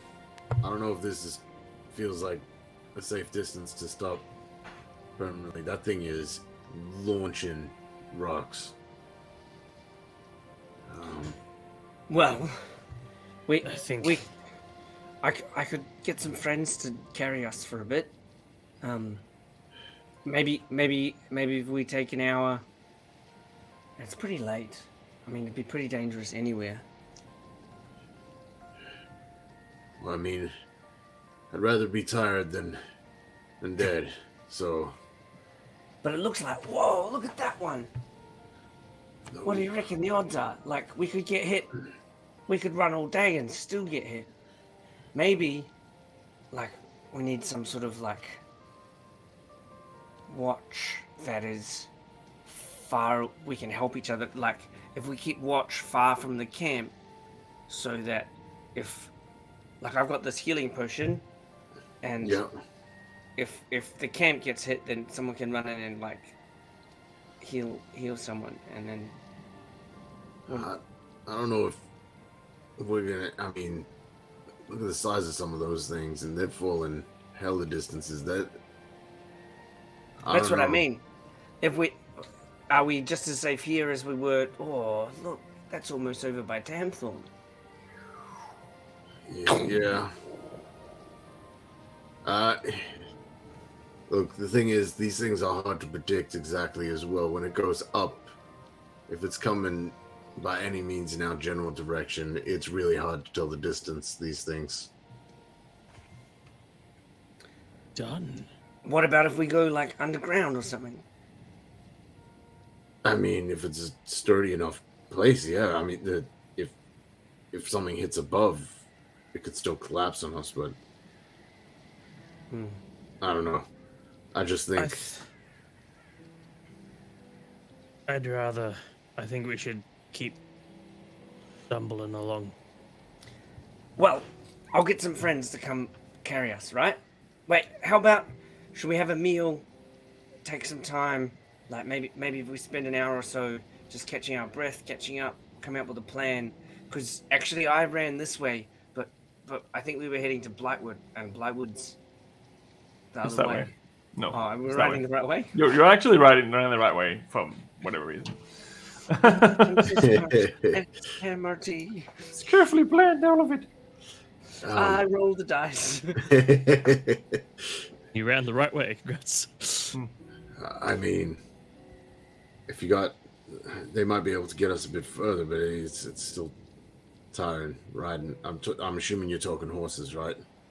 Yeah, horses or camels. Horses, probably. I think you should save your spells in case we don't rest.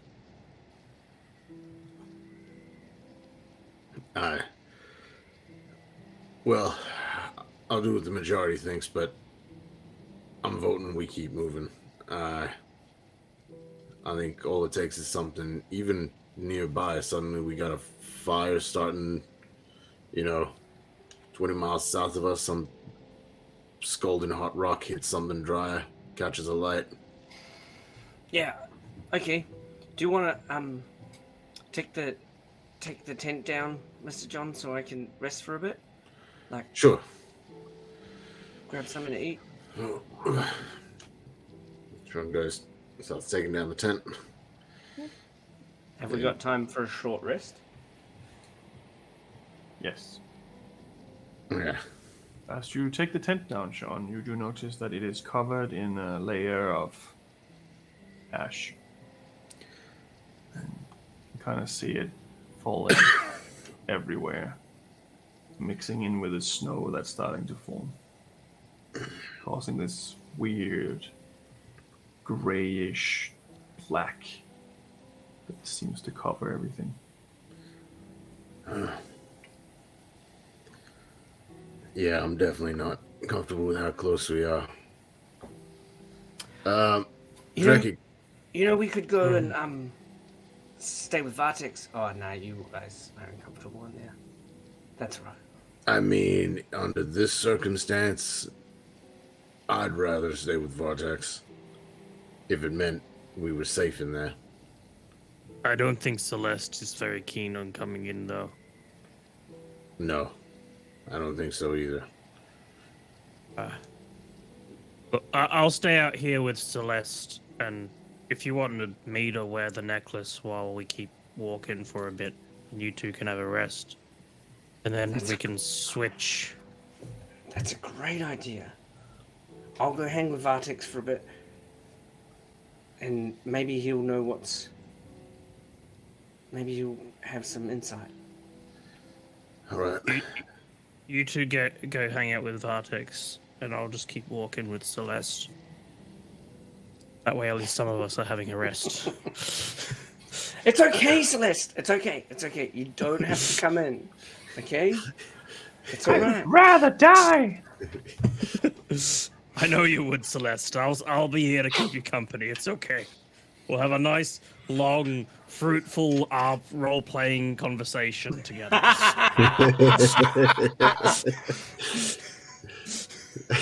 What have I done? Right. You can all have a short rest. But as far as I remember, a short rest does not remove point of exhaustion. Nope. So, Ingway's going to go and try and take a long rest while, and I'm not sure what John's doing, while Drekic is walking. And who is holding your necklace while you're inside it? Drekic. Right. Okay. Well, for now, let's take a short rest, and then let us have a break as well. Oh, that timing. Yes. And then once we come It back, was well planned. it's almost like it was planned all along. Nothing here is scripted, we swear. That's too much work. Yeah, that's true. Literally. Oh, man.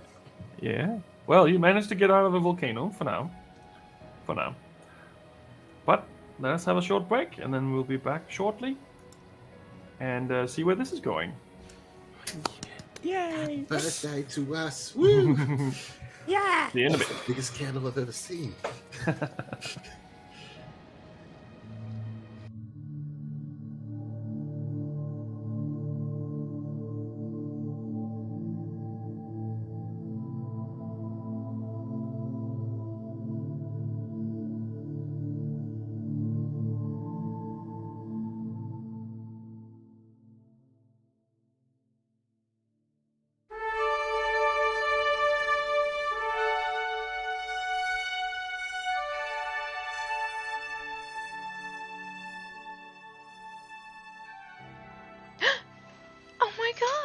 Hi! Sorry, I totally didn't see you there. I was too busy hanging out in our Monsters of Mayhem Discord server. Hi, I'm Laura, your friendly neighborhood gremlin, and today I'm here to talk to you about the Monsters of Mayhem Discord server. The Monsters of Mayhem Discord server can be found by typing !Discord over in the chat. Over at the Discord, we do cool things, like tonight's one-shot. That's right, the cast from today's one-shot were plucked from our Discord like an orphan off the street.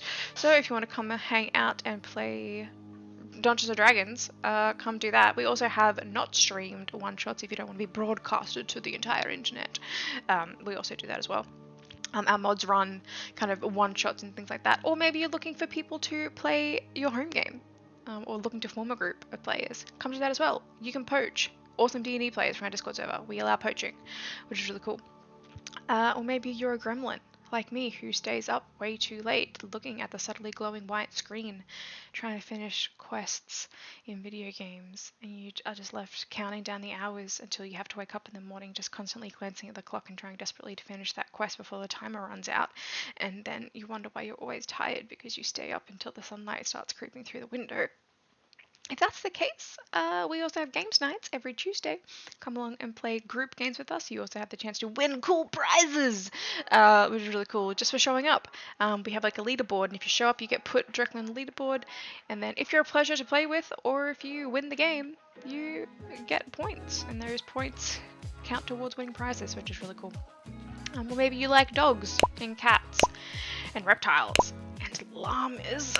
I'm totally serious about the llamas. That's the thing. We have really cool photos of those all up on our Discord channel too. So come look at those. And food. Who doesn't like food? We have lots of photos of food. So if you like recipe ideas, come and hang out and look at those. And we also celebrate birthdays. If it's your birthday, we'll be like, it's your birthday! You're awesome! We love you! So come and do that on our Discord channel as well. Or do you like dice? Can I tempt you with dice, maybe? We have this innate urge inside all of us as Dungeons & Dragons players or tabletop RPG players to collect dice and hoard them up like a dragon. And we post photos of those hoards and really pretty dice and links to where you can buy them if you want to strain your bank account. So come do that if you want to be tempted to blow your life savings. Maybe you play Dungeons & Dragons and have a really cool character concept, or tabletop RPG, really cool character concepts, and you want to share those character concepts with people who will totally nerd out with you about those. Come do that. Or maybe you have a home game and you have this really cool plot point that you want to talk about. Come do that. We really want to hear those stories as well. Just don't let Tom hear any of them because we don't want to give him any ideas, because for reasons. So yeah. Come hang out in the Discord server. Lots of really cool people. We're all really friendly. And if you're not friendly, you get a ban. So it's moderated. It's really active. Come hang out with us. We really want to hang out with you. So yeah, do that. Hang out with us. That's it. That's the ad. That's all I have to talk about. I mean, I can keep talking if you want me to. Do you want me to keep talking? I can. What can I talk about? I can talk about that weird growth that I found living under our kitchen sink. That's a cool story. Or I can tell you the story about how Tom found rats and they were like stealing his forks, which is apparently a true story. Like the fork thief. That's really cool. Or I could talk about the time in the campaign where we realized that the big bad evil guy all along was actually this guy named...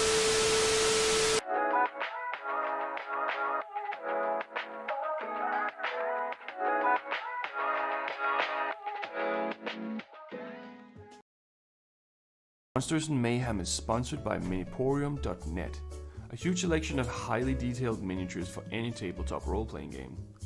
Check out the beautiful miniatures, and if you use the code MAYHEM, all capital letters, at checkout, then you receive a 30% discount.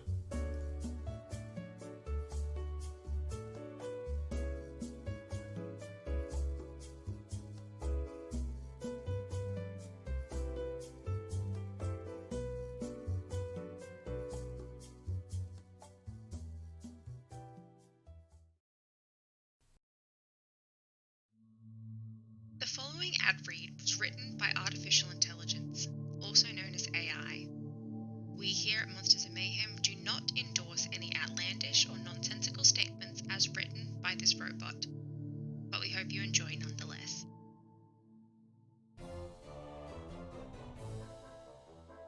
Hi there. Do you love Dungeons and Dragons? We do too, what a coincidence. That's why we created Monsters and Mayhem, the Twitch channel for all of your tabletop RPG needs. Our campaigns are sure to get your heart racing, and our other content is sure to keep you entertained for hours on end. So come and join us today.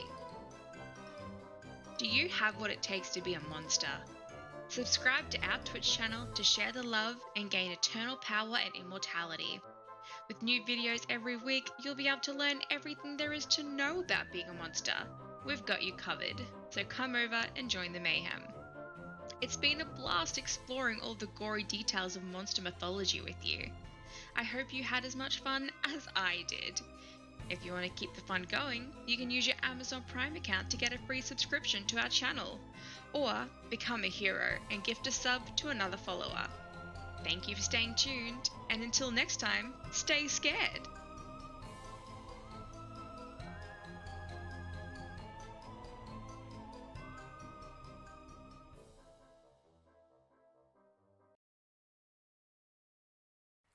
Hello everyone, my name's Chirok and I play Jean Ordenfall in the Legacy of Darkness campaign over on Monsters and Mayhem, a fantasy D&D Twitch stream that explores the tale of 4 adventurers who've been bound together by a mysterious prophecy.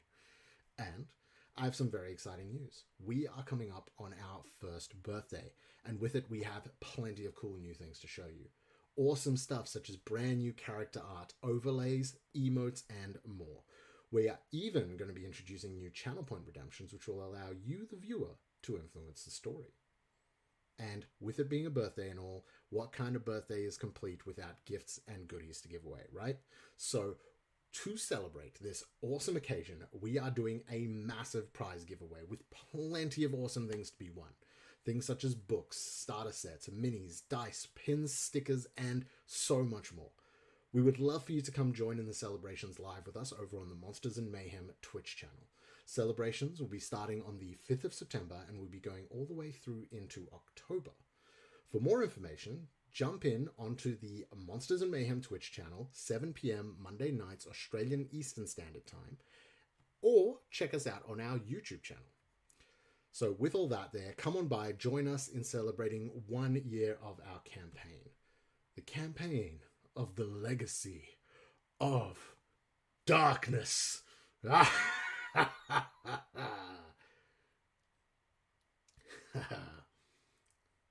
cut? Okay, cool. Phew, yeah, no, that was That's good. exciting stuff. I think it went well. You're going to add that cool thing at the end there to make my voice sound really Yeah, cool, for right? sure. Don't worry about it. Yeah, awesome. Okay, I trust you. Oh, anybody seen that red dragon miniature, by the way? I know I saw it around here somewhere. I just want to put it away before Tom gets any ideas.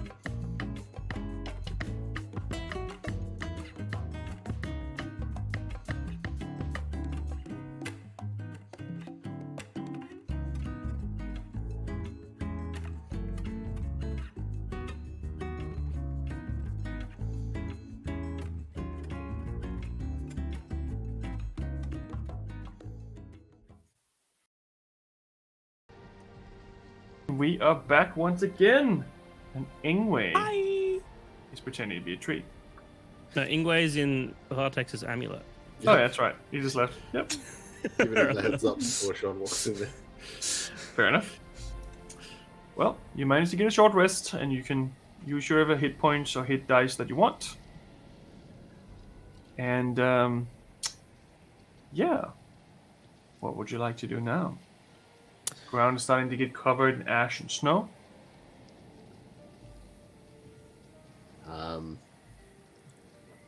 Jean is, well, first and foremost, Jean would have sort of not really spoken much to Vartex inside the thing. He would have popped his head in, and once he was in with Ingwe, he sort of would have given a bit of a nod and then just, hope you've been all right in here. You're saying that to Vartex? Yeah. Oh, my friend. Yes, it's been lovely. I see that you have some upgrades. He's pointing towards your arm. Sure. Something like that. Oh, wonderful. Isn't life just silly sometimes? Look down at the ash that's like lingering on him. Yeah. I guess silly's a word.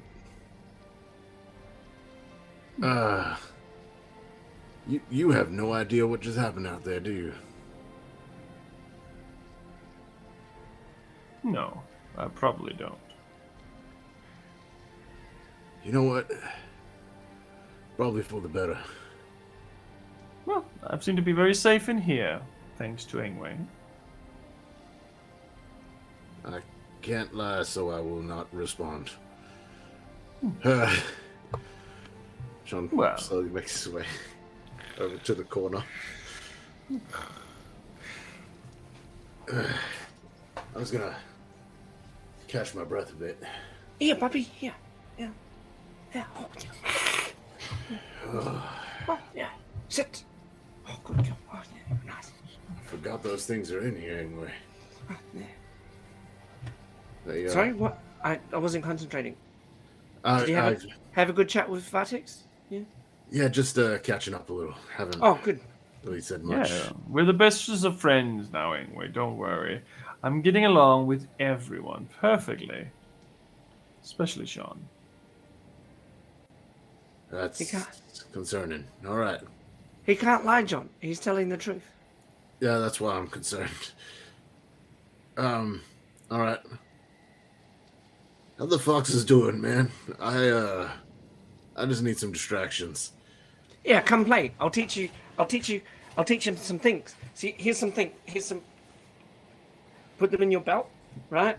And then it's really important you control your body language, right? Because foxes don't speak English or Common or Dwarvish.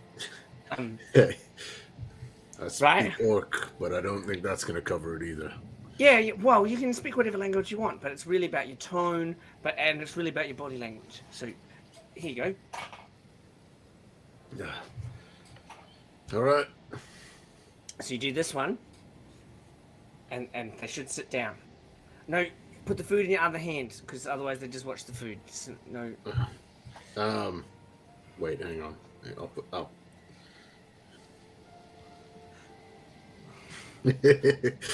And we play with the foxes. Right.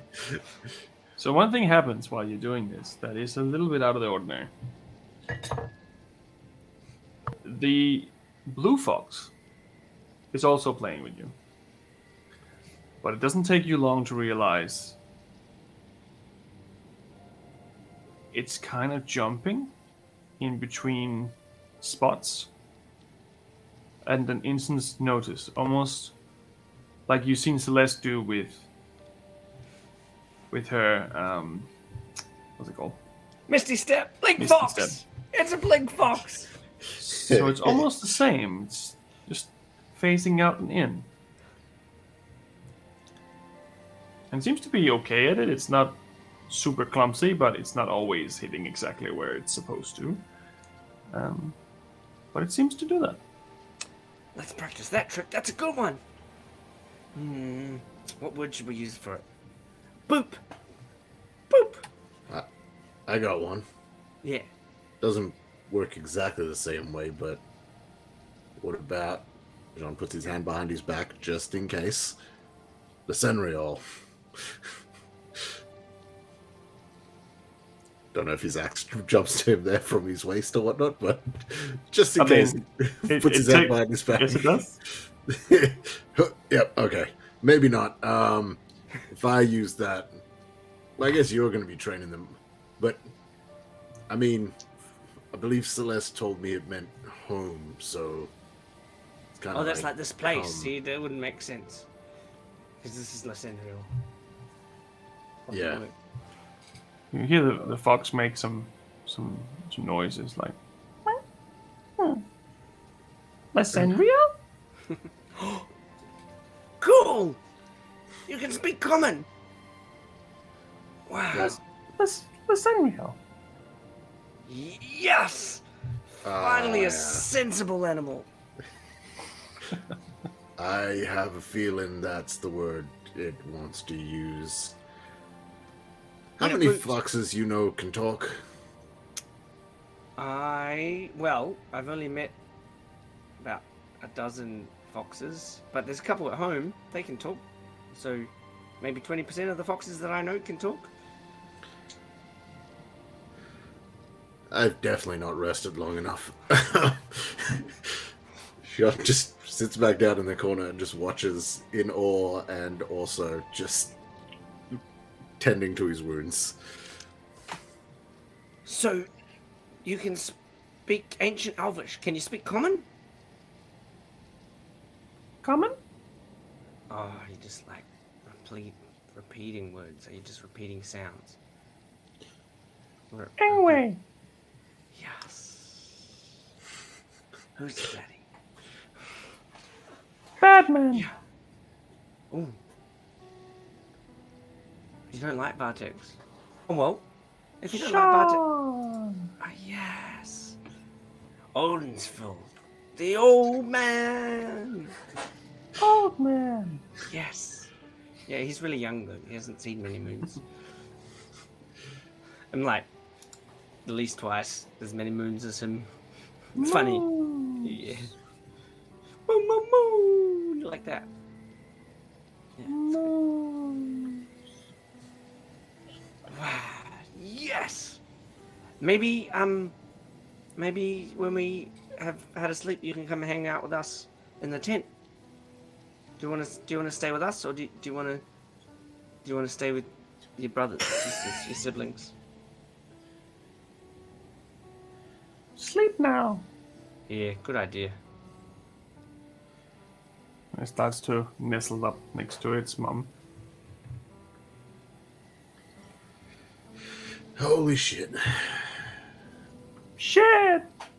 Oh, no. Don't. No shit! Whatever. It surely doesn't know what that means. Alright. World domination. Did it? No, I definitely haven't slept enough. Okay. Maybe, you know what? Been in here long enough. I might go tag out with Drekkic. Give him a bit inside here. Inside drinking. Nope. I'm not gonna. No, get Drekkic in here. At this point, it's just mumbling while it's sleeping. It's not really even awake. It's just kind of copying whatever words it's hearing. Sort of like turning around, realizing that I thought it was a fox, not a parrot. I'm gonna go. I'm gonna get Drekkic. See if Drekkic wants to sit inside for a bit. See how he's going out there. I doubt Celeste is going to come in here, but see how she's doing too, and if so, I'm out. And Sean just walks towards the door. Right. You can leave at any given time you want. Ugh. Oh. That's Hey. what happens when someone leaves, okay? That was Yeah, I didn't know weird. how to. I realized I couldn't knock or something, but They just went straight out of there. That was weird. yeah, Um, you guys doing all right? I mean, yeah, it's only been like 3 minutes. I feel like it was longer than that, but all right. Maybe if I Yeah, whatever. You want in? I'll walk for a bit. No, I'm good to keep walking. You should rest. You got pretty beat up back there.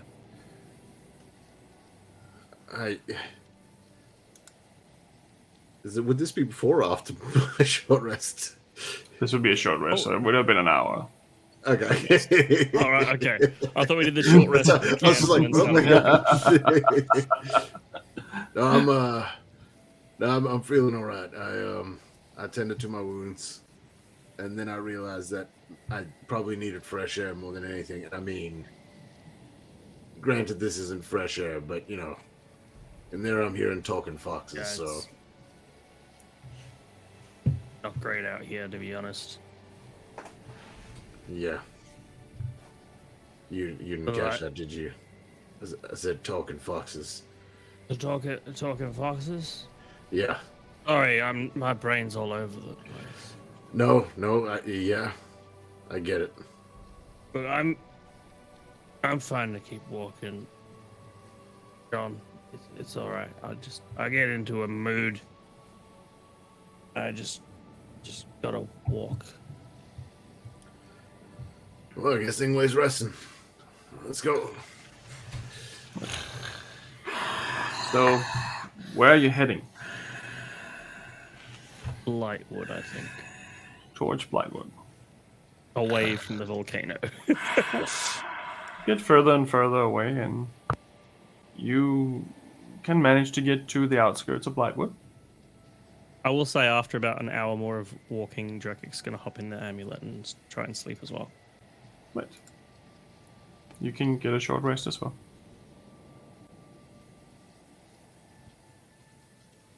John, you've got the amulet on. All right. Just double check something. Yeah. Uh-oh. He's giving John the amulet a bad thing. No. It was not related to that at all. I was just with the arm. Suddenly, I've got a portal arm. Sure, no, that's wrong. Yeah. Suddenly, all the other foxes eat you. Celeste being And quiet John's has the turned big into the eat. worst thing. We need her guidance. So you would have ended up with 1 point of exhaustion. You can push on if you want to make it to the city of Blightwood if you take another point of exhaustion. If not, you will have to make camp before getting that far. So wait, we would have. So if we don't want the point of exhaustion, we'd have to make camp. But if we push on, we can do it without having to make camp and just get straight there. But it would be an extra point of exhaustion. You have 2 points of exhaustion if you want to push there now, or Yeah. 1 point of exhaustion with a long rest in there, or with the camp in there at least. Jean would err on the pushing on. He will rather be buggered out of his mind in some way safer than anything. But what about the remainder of you two? What do you feel? Would you push on to get away, or would you try to do it slower? In the conversation we had with John before, like, anyway, I don't think it needs to leave the decision up to John because he went in. He's like, oh yeah, just go as long as you want. Like, I'll go in there. You push on. I'll have a rest, and then I'll come out later. And if you've got hit by a big rock, then I'll heal you. I'll take that spell. Drekic, can I have, you know how I gave you that diamond thing before? I might just have it back just in case. And then I'll be there and I'll come out and I'll, yeah. Sure. Yeah, I...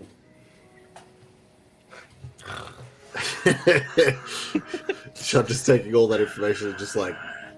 I think 4 hours ago. Yeah, That exactly. was the chat we had 4 hours ago. I get Drekic, what did you're you give saying. me a diamond back? Remember how I What? gave you that diamond? Would you have given it back to me? No? Do you want it? Yeah, I asked for it back. Oh, then yeah, sure.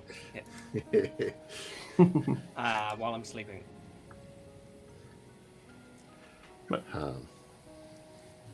So what about the remainder of you, Drekik? Did you want to push on? Or what was the plan then? Drekik was having the short rest, and then, like, I think Drekik, if they're a safe distance enough away from the volcano, would like to take camp. Right. And from what I can feel in the back of my mind, it seems that Lest is against getting into Blightwood. Yes. Dealing with that stuff. Let's not go to the cursed woods without long resting. Oh, So you can Sending stone works. long rest, remove a point of exhaustion, if you decide to do so. Well, if Drekik and Celeste are both arguing to rather rest, and Ingwe is resting inside, Jean's gonna just take that and yeah. All right, I see what you're saying. I have no idea what the hell that place is like, so I don't know what we'd be walking into. That's I guess camp up. Okay. Who's taking the first watch? Sean like puts his head in the thing. Anyway, we're taking a rest out here.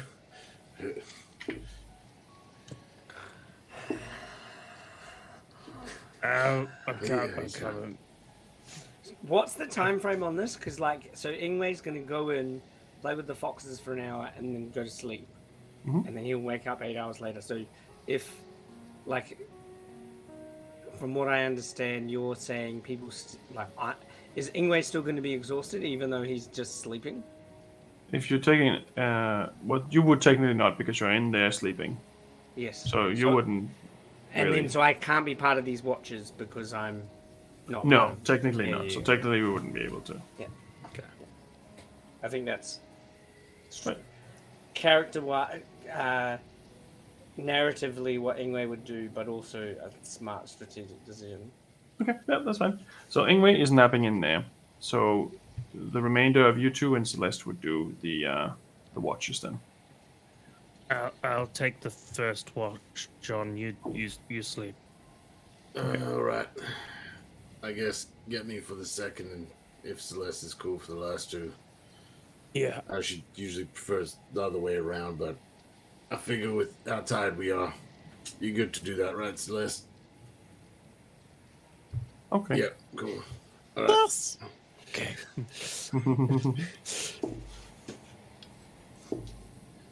Right. For your watch, make a perception check. Tricky. 15. Right. Do the drill. See the volcano slowly fading away underneath the cover of this ash and snow. You don't hear it rumble as much. You can still hear it. But the ground is now starting to get covered. It's staying there. Almost black snow. It's a few millimeters, then some centimeters, a few inches. Looks like winter is finally here. But nothing out of the ordinary happens.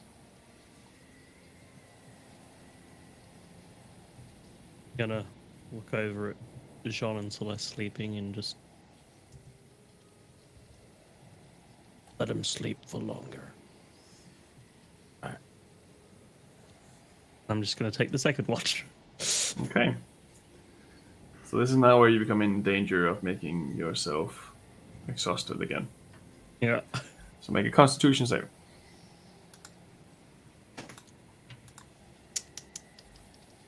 Constitution save is an 8. Okay. So you take another point of exhaustion. So that means that you have one now after resting. Yeah. But how long do you let them sleep for? Just the next one shift. more watch. Yeah, and then I'll wake up John. Okay. All good. The remainder of your watch also transpires without anything supernatural or anything out of the ordinary.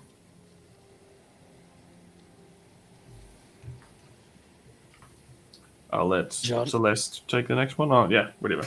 Yeah. Whatever you want. Jean, here, it's your turn. Yep. I'm asleep. Sleep well, sweet prince.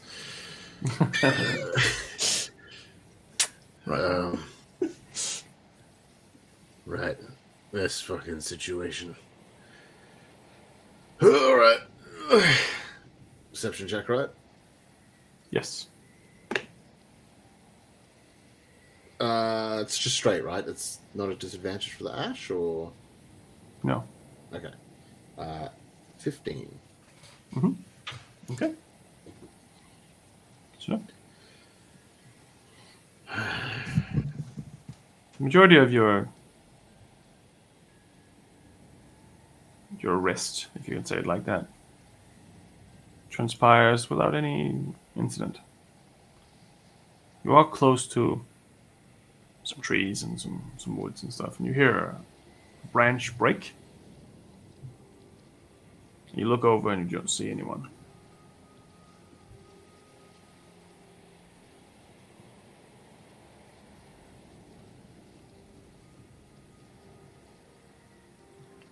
I'll go investigate. Okay. So leave the camp to go investigate. Slowly and quietly in the hopes of not being spotted by whatever made that, if there is something there. So make a stealth check and a perception check. If you're or investigation, that's up to you. Has enough snow fallen that my my cloak takes effect? Yes. Okay. It is now winter. I believe. Let me double check. I believe that makes it a straight roll instead of a disadvantage. I can't find it, but I believe that was the case, right? I just had advantage on stealth in snow. Yes. Snowy environments. Yeah. Okay. I can't find where it is in my inventory for some reason. Okay. Whew. That was a 20 that bounced right back to a 2, and that's a 20. Ha! Whoa, that's 3 in a game. That's 3 to 9. I don't know what this is. This is an imposter. Yeah. This is. Can we play the Among Us This sound? is not Sean. I'm gonna vent Sean. Yeah. All right. Woo, okay. So stealth. That is a 21 total. Okay. Oh wait, no. It's not, because it's a straight roll. It's not at advantage. That 20 doesn't count. It's a 2 plus 1. It's a 3. Oh well. I was like, Unfortunately, oh, not a disadvantage. unfortunately. Nope. Someone buy him disadvantage. Someone buy him inspiration. We don't have to Never mind. redeem a cancel crit. He cancels his own crits. Exactly. Self-cancelled. So make a perception check as well. Okay. So the thing it's hiding in the bushes knows you're there. Yep. Can you But- see? I got a 22 on perception, so. Right. So you go to where this tree is, and you're trying to sneak up on where these bushes are, and you just hear, and you just kind of stepped on a branch. You look around, there's nothing there, but then you see it's like an arrow sticking out of one of the trees. You think that's probably where it came from. And you look back and you see where your camp is. There's this shadowy figure standing where you were sitting before. Just shadow. You see 2 golden, glowing eyes. And in its hands, it's holding the drawings of your arms. Unleashes 2 shadowy wings. And it takes off. It's flying away or towards me? Away. Lysandria. Make an attack roll. How far would you say it is? Oh, it's probably around 40 feet when you throw it. Okay, so it'll be a disadvantage because that is out of my standard range. Oh boy. Laura Alright. never got her arm copied. Just saying. Who? What? Like you never No. copied Laura's arm, did you? No. I don't think she Oh, specifically said so. I think it's only the three of you for No. now. No, Yeah. I didn't. It's us three, not Celeste. Did I get Dreki? Maybe. Yeah. Okay. Yeah, because she used it as a distraction. Yes. Yeah. Okay. So it's Yeah, 3 out of 4. That you, is, Francis. what you did in the library, so we could get rid of you. that is a 12 total. Misses. It Listen, flies off. You can see it bouncing off against the moon in the horizon before it takes a sharp turn and disappears out of your periphery. I'm gonna try keep orientation and see if I can figure out which direction it's going. It seems to be going east. Okay. Fuck, that's back towards the volcano. Shit. Not necessarily. That would be more like northeast. This is going towards north and then east. And then cuts east. Okay. No. Oh boy. Okay. Shit. Yeah. John runs back to camp. Skids to a halt, and he is just gonna stop waking Celeste. He, I don't know if he like shakes the things, try to dump them out. Doesn't work. Opens the door, walks in, just fucking out of here now. Wake up. Yeah, we up, were just up. out. We're getting ready. It's just Yeah, we're well rested. I've had a long time. we need to go. Something's just happened. Okay? So you Can would I have been bring- on 4 hours at this point, I believe. No, 8. You would have been on 8. Because they walked for a bit, right? Yeah, you're fine. So I'm long rested. Yes. Yeah. Dreki, however, It's real important, Trekker. We gotta go. John steps back out of the thing. so Dreki, you did not get a long rest, which means that you have 2 points of exhaustion currently. Let me. Oh gosh. At least John and Celeste had a long rest, for goodness sake. No, Celeste doesn't need as much. Celeste only needs 4 hours. I was gonna say, I don't know if John got a long rest. Would have already been. Yeah, because you were the last watch. You're the long rester. But it was. Yeah, Well, I was gosh. 3rd or 4, wasn't I? You're third. Only 4 more levels till I die, guys. I believe in you. It's a long night, mate. Just to confirm, so I'm only on the 1 then because I had 1 before, right? And then Yes. I didn't pick up the 2nd because we didn't push on. Okay, cool. No. And you got enough sleep to not have another one. Or you would have Oh, had to okay. go down 2. Cool. Yeah. You're just on 1. Okay, So so gotcha. Jean and Awesome. Celeste are on 1, Drekic's on 2, and Ingwe's on none. No, Celeste is on none. Celeste Because she only needs 4 hours of she only sleep. needs 4 hours. Yeah. So she's definitely Yeah. long past that. So, All right. So What I was happened? out here. I was watching. I was keeping an eye open. Some sort of sound in the distance caught my attention, and I went to investigate. I couldn't see anything, but when I got closer, I saw there was an arrow embedded into a tree. Oh, yeah? I turned, and there was this shadowy figure that had made its way into camp, and it took the scrolls that we'd done of the arms. It grabbed them, and suddenly wings sprung from its back, and it disappeared into the night. At last I saw it was heading east. It launched up into the sky and just booked it east. I don't know if we can do anything. I don't know if you guys got any spells or anything, but like this thing's probably related to those imps that were watching us before and were, listening in. Do we go after it? I can't do much. I'm slow and lumpy. did you see it properly?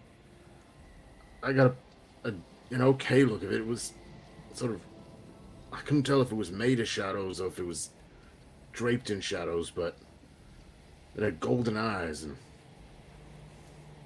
Was it going to the cursed city?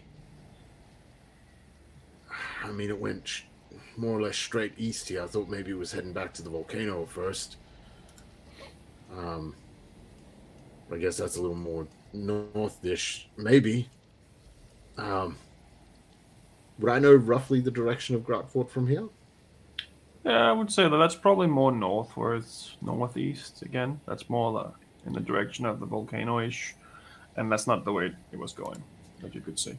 I think it probably would have had to go past the volcano to go to Gratford. This is more dead east. Hang on. Slow down.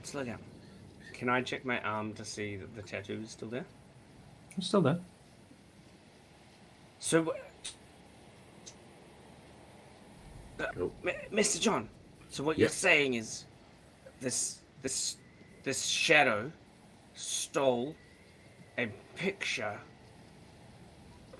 of the information that we have. I know Yeah. that's upsetting. Obviously, when someone steals something that you've worked very hard on, but we haven't lost anything. They've obviously gained something that they want. Yeah. We haven't lost anything that we want. No, There's a lot of urgency in your let's chase the mean shadow that stole my things here. well, it's not so much it stole my things; it stole what could Information. potentially lead it to whatever we're going after, right? Yes. Which, in turn, will make our task more difficult and possibly have them succeed. And we don't know what they could do with whatever they find. We know what this thing is possible of, or capable of, based on the stories we've heard.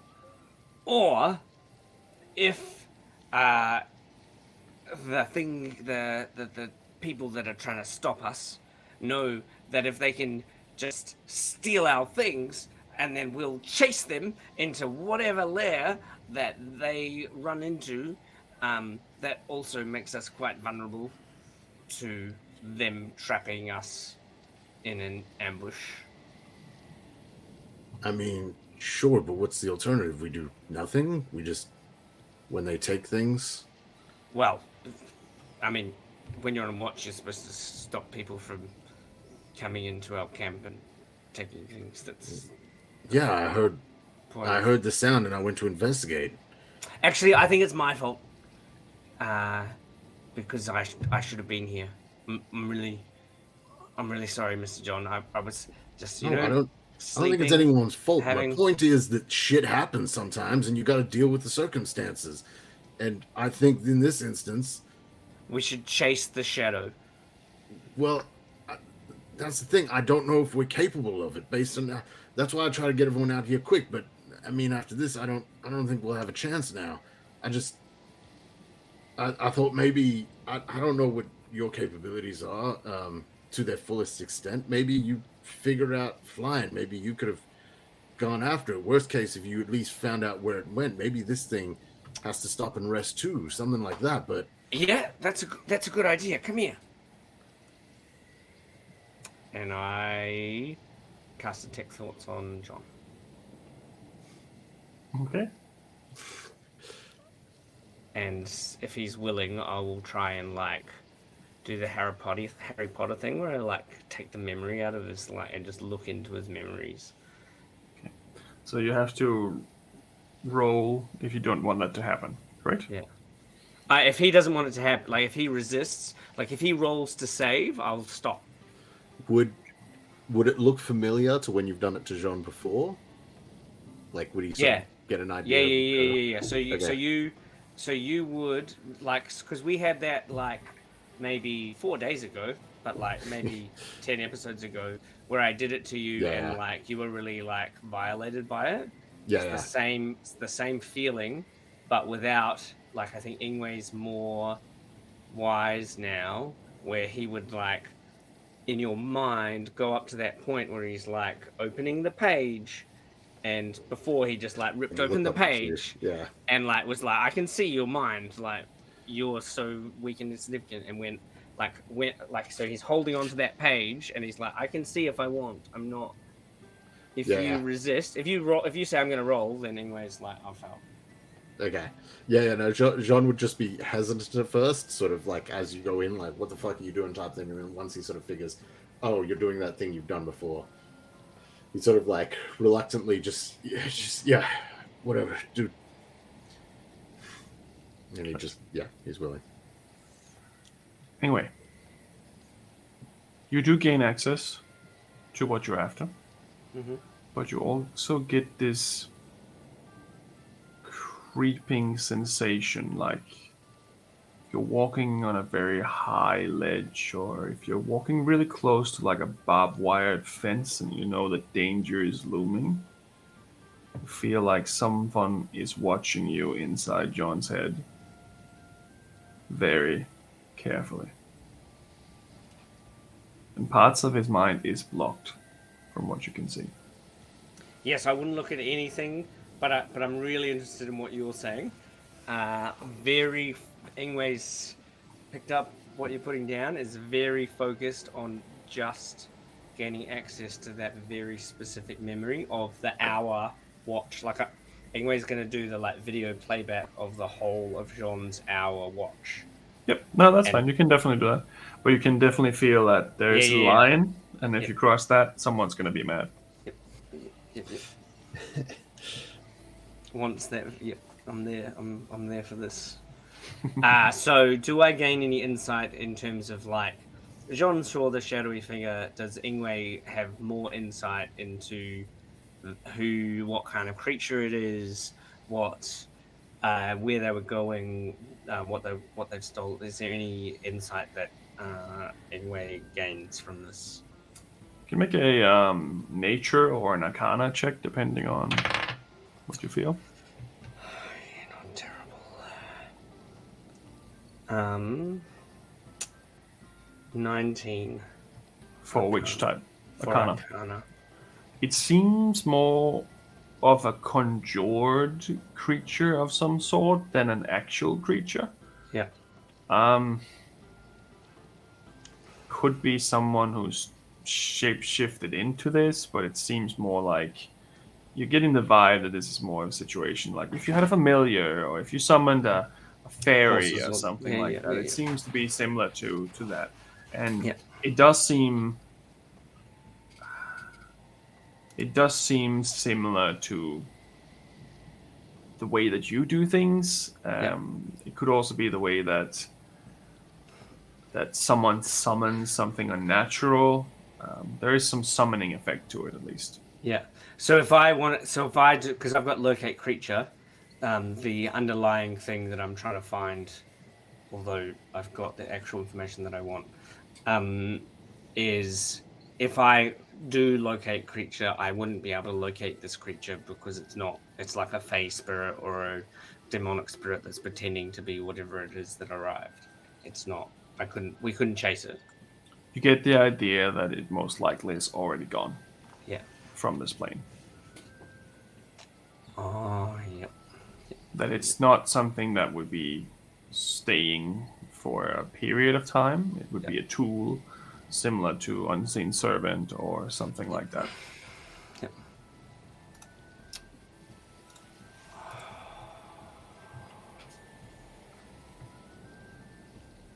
What are we doing? Sheldon's just waiting until Ingwe says it's safe to do something. I get out of John's brain and I pull out a forked twig and I cast locate object for the pieces of paper. Okay. What's the range of that in general?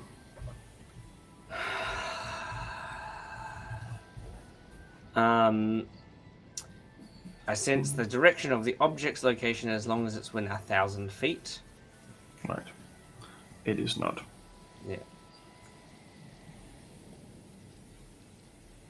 Can't, if there's any thickness of lead or any... Okay. Thanks for thanks for trusting me, Mr. John. I really appreciate that. I know that I broke your trust last time that we did that, and I really appreciate giving us that clarity. So I can tell you for sure that the thing that you saw was, when I summon horses, and they're not actually horses. They're there, but then they're not they're not going to be there for long. I think the thing that stole your documents was something like that, and I definitely know that we can't chase it unless if we get a clue as to where they might have gone. If you have any idea, any inkling of if they've gone to Crackholm, and we go to Crackholm, I can find them. But where we are now, we can't chase them. We definitely can't chase them. No, fair enough. Well, no, I don't. I mean, outside of East, I don't know where. Yeah, and they could have turned too. They could, knowing the range, Yeah. A magician would know. Some sorcerer, you go with a spell like that, you'd go 1,000 feet and go 1,000 feet and then turn. You can move or jump planes. Although, because the summoned creatures can still jump planes. So jump out a plane and then jump and then you can't follow. Okay. So, yeah, maybe. And this was an extraordinary circumstance. Maybe we should have 2 people on watch, if you're worried about it.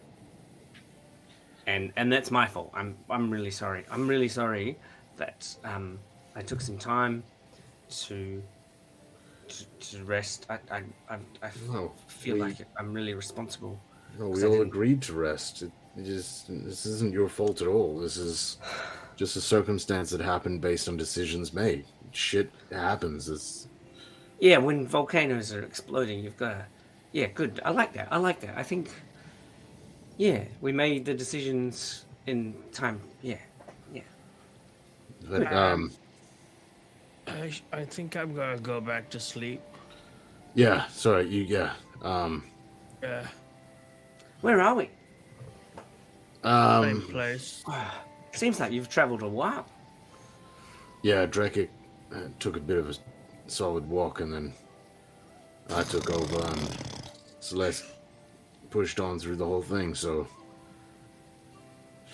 I think there was a vote to set up camp as the majority, and so we held up here. I think we're probably about an hour or so out from Blightwood, I think. So, well, how are you feeling, Mr. John? Are you well rested? I mean, Drekik's going to sleep. Celeste is reading and looking at poetry. I'm pretty tired, but if we need to move, I can push on. Otherwise, I wouldn't say no to a few hours more. Oh well, there's no rush. We've achieved our most recent goal. Like, we could stay here for a week. We can just hang. I can go and see if there's any. Actually, I've been wondering. I know this isn't expected, but I was interested in going hunting, and this looks like a good place because I don't know anyone here. So I want to try and kill a squirrel or a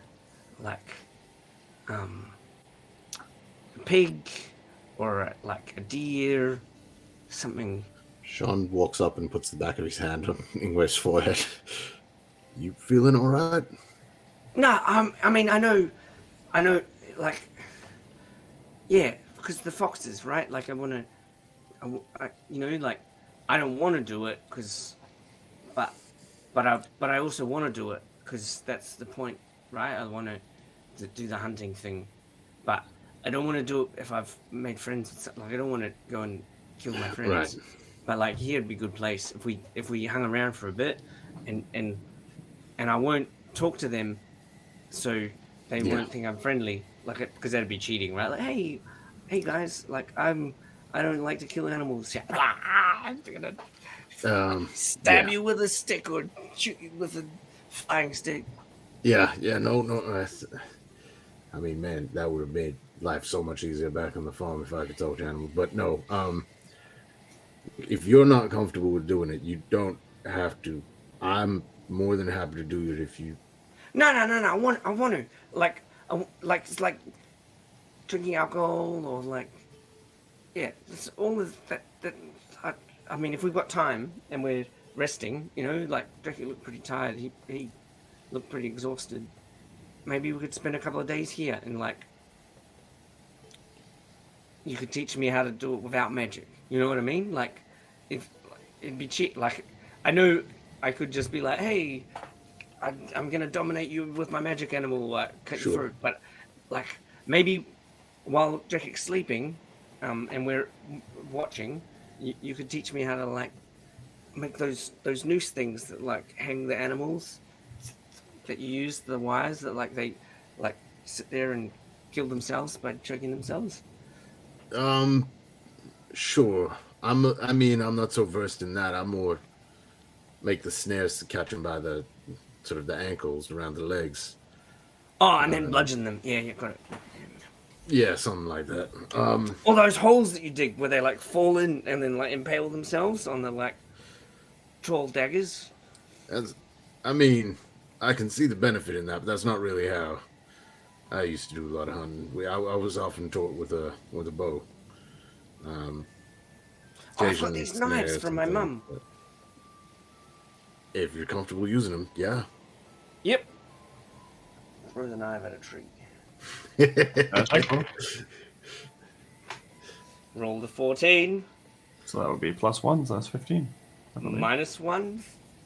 14. 14. Oh, +1. +1, -1. +1, -1. Oh, dagger +2. I've got a dagger +2.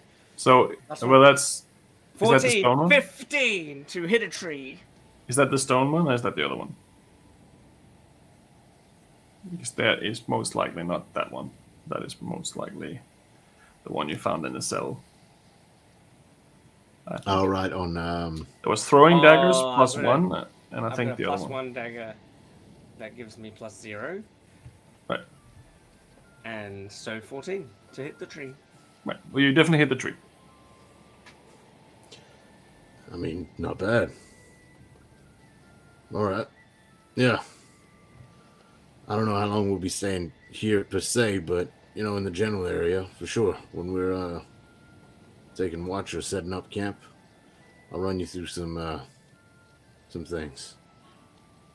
Yeah, come on then, let's go. So that my intention is like we set up the camp for Drekik to sleep, and I'm assuming that bad things will happen as a meta level thing, but Right.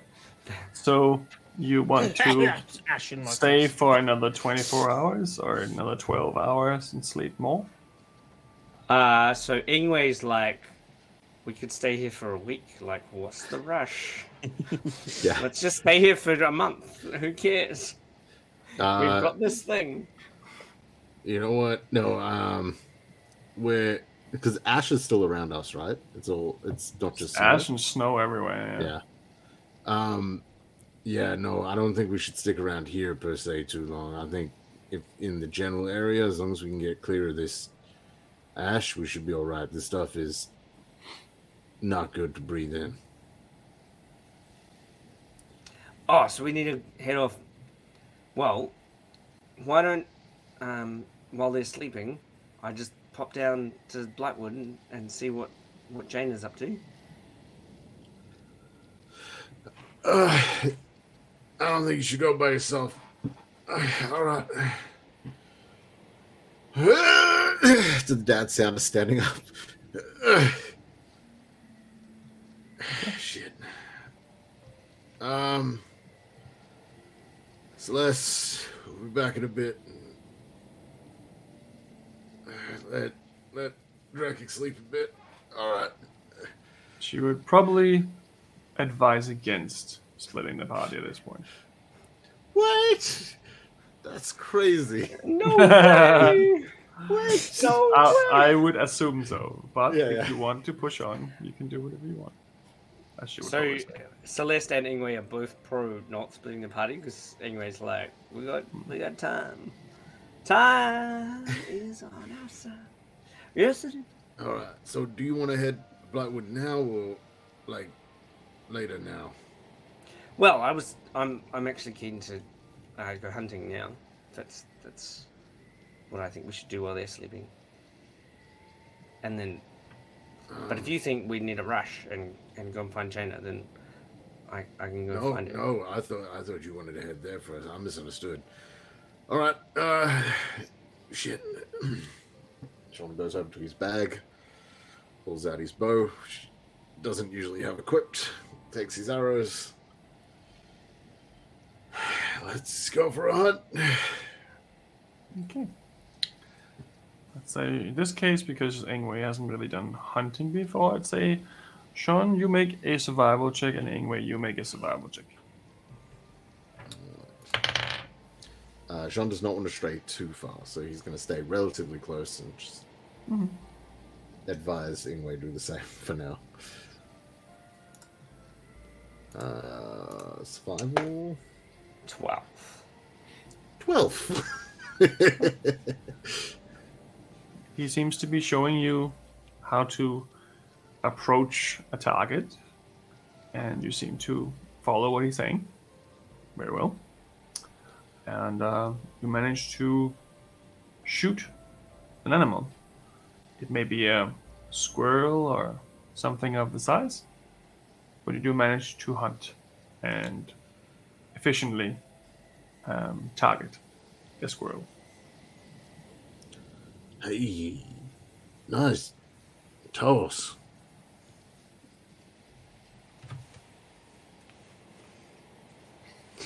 Oh, yep. Nailed it. Shit. I mean, well done. You can see why you gotta stay sort of out of... I mean, I don't know how much of a difference it'd make here, per se. I should probably mess with the sense of smell of a lot of these things, but, you know, you want to stay sort of out of the wind, otherwise...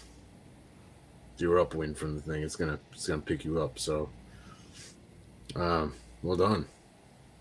All right. I guess the next step is we gotta go over and collect it. Now this part can get a little rough because you gotta, you know, sometimes you don't always take them out. Sometimes they might still be moving a little in that. So, do you want me to make sure it's all clear? Nah, I got it.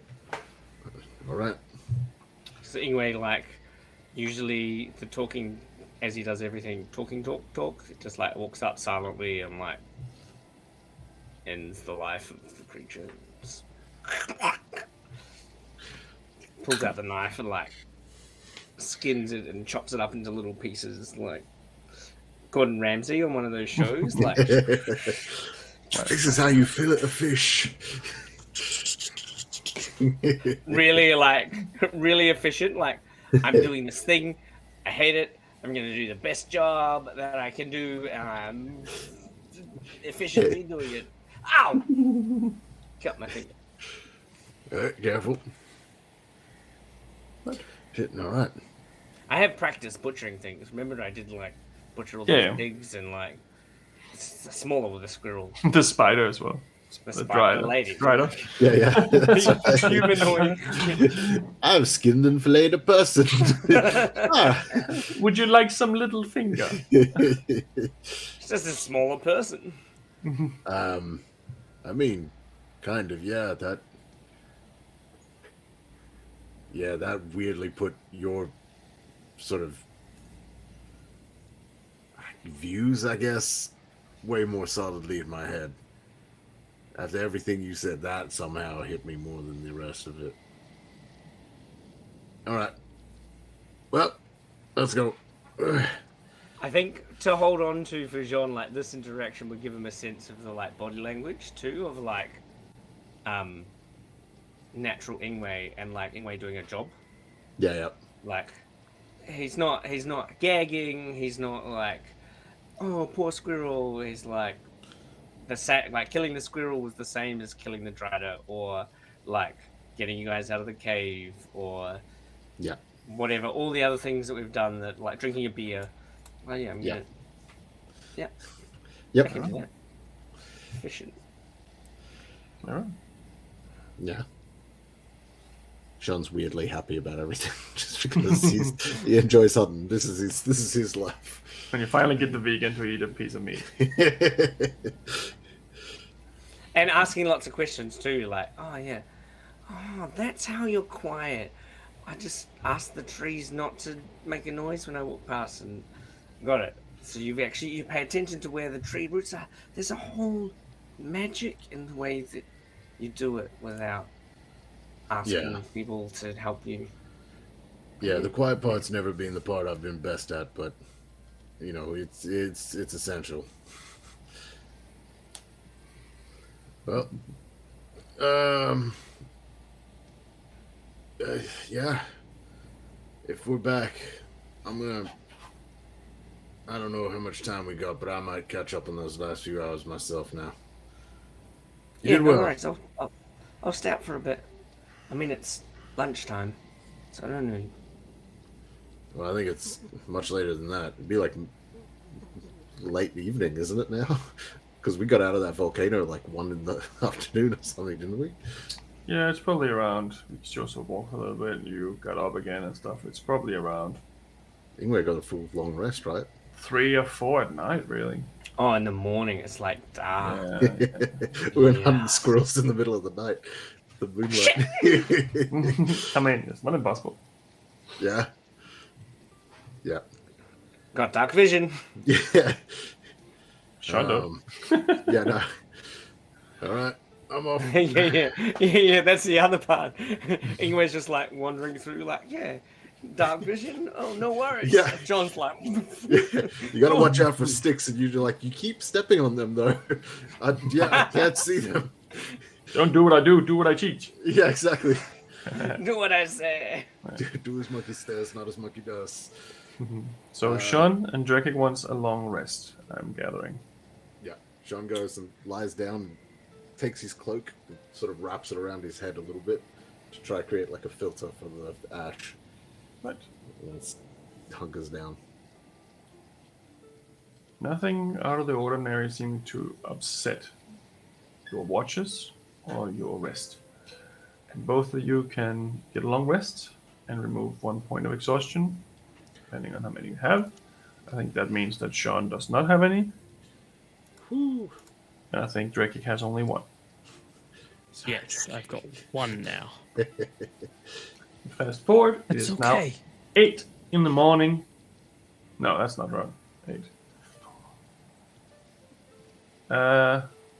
About 11, 12-ish in the next day then. If it's 8 hours and it was 4 in the morning. Oh, that's not true.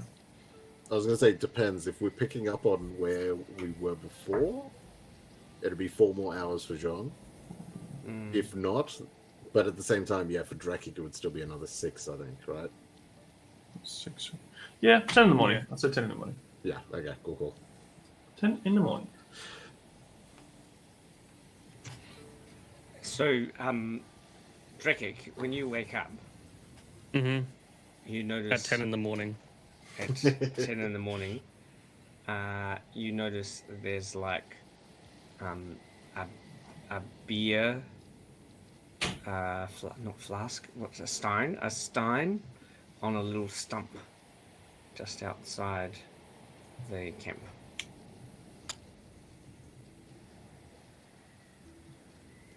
I'm gonna go grab it. It would be so easy to kill him now. Look around. Anyone?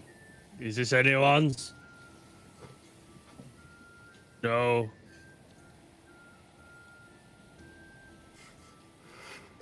Does it smell poisoned? If that creature is watching us, they know how to trap drinking now in future. Master, style. I'm assuming there's like something covering the top of it so the ash isn't falling into it. Yes. Okay. As you approach, you need to make a dexterity save.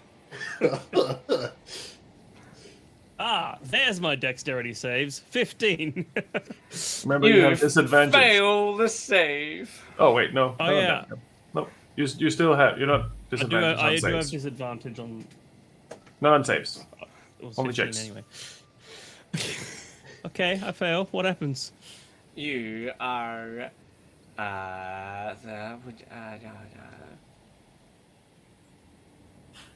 magically hoisted into the air, leaving it hanging upside down, 3 feet above the ground or the floor.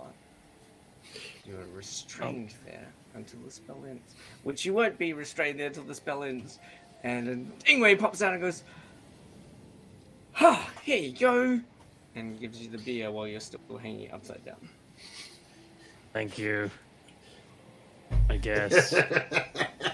I can let you down, but I just wanted to see if it worked. Mr. John taught me how to do this last night. Oh, did he now?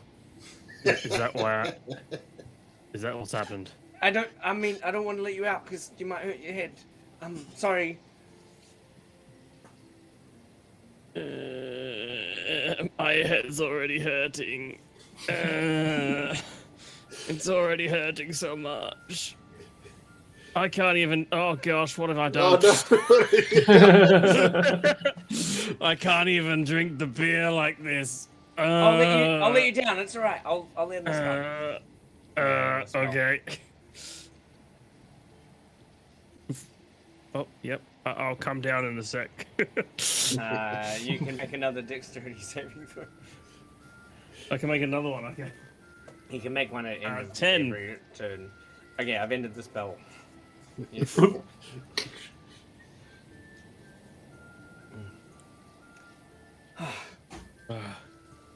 That was interesting. Here's your beer. Oh, I mean, it's not beer.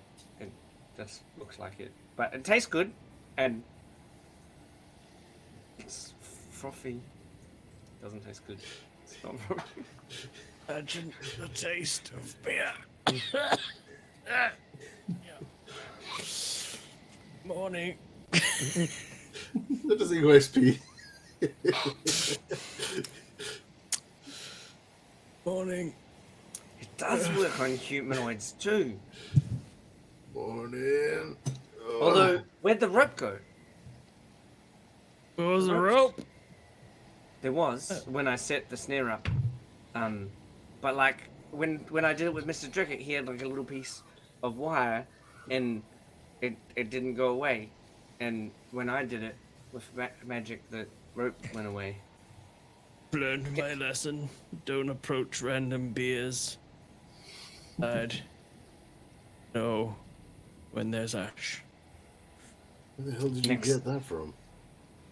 Ingwe got it for me. It's not really beer, but if I imagine hard enough. Oh, all right. Didn't you get like a small keg of beer or ale or something? That was I gone. think we in a couple finished of that days. forever ago. Oh, Yeah. yeah. All right. I'll tell you what. I'll shout you one when we get back next bit of civilization. Over to it. Alright. So, we're here to check out what's happening with my friends. I'm actually not sure if the spell works this way. So, does locate creature find people? Let me look it up. Describe or name a creature that is familiar to you. That surely that'd mean like In D&D speak, creature is humanoids, beasts. oh yeah, anything Undead, that anything. you know what they are. Yeah. At least that's The nearest creature of a specific kind, such as human, a unicorn, or such. So it's not a person; it's a creature, a type of creature. Also, if I want to find a furbolg, So you can so you could say furbolg, for instance, and then it would find all the furbolgs within 1,000 feet, or if there was one. Or you could The say spell like dragon. can locate a specific creature known to you or the nearest creature of a specific kind. Oh yeah. Okay. Irrelevant. Right, a specific creature that you know? Can I find Jaina with that spell? Let me read the whole thing again. Locate creature. First go ahead. When I first go ahead of them, I'll look right at it. Comic relief. Meta chats. The height of. Welcome to Rules Chat. Ladies and gentlemen. I guess you can. I guess you can. Yeah, It that's says I your wasn't. spell can locate a specific creature known to you, or the nearest creature of a specific kind. So that's, I could say you can. Can I find a furbolg? No. Can I? I could find the nearest furbolg, or I could find Jaina, who I know very well because she's a friend of mine. Have a look. No, you cannot. Nope. The range is only 300 meters. You could try. Oh yeah, so like we're in a city, but if we're in the woods, got it. Yeah, so maybe if you did it somewhere else, that would be a chance. Yes. Okay. Thank you. Same as the object one. Okay, got it.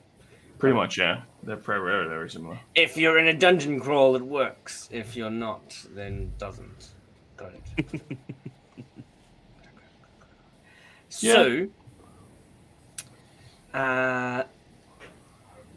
when when Celeste spoke to my friends, they'd kind of like lost their memories, and so when we go to Blightwood, we need to watch out for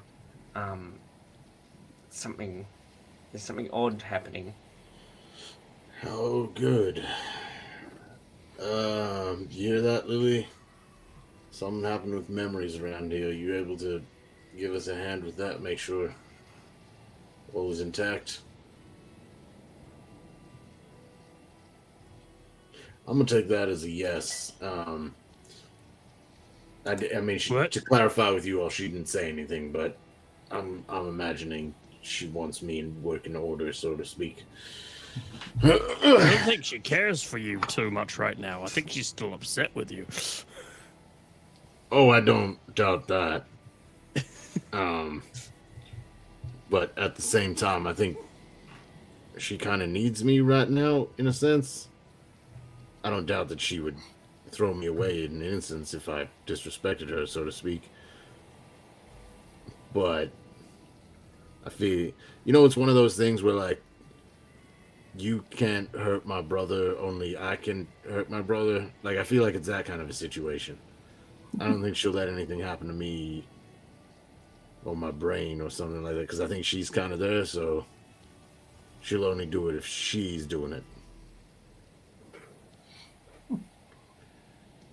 But she got us out of that jail.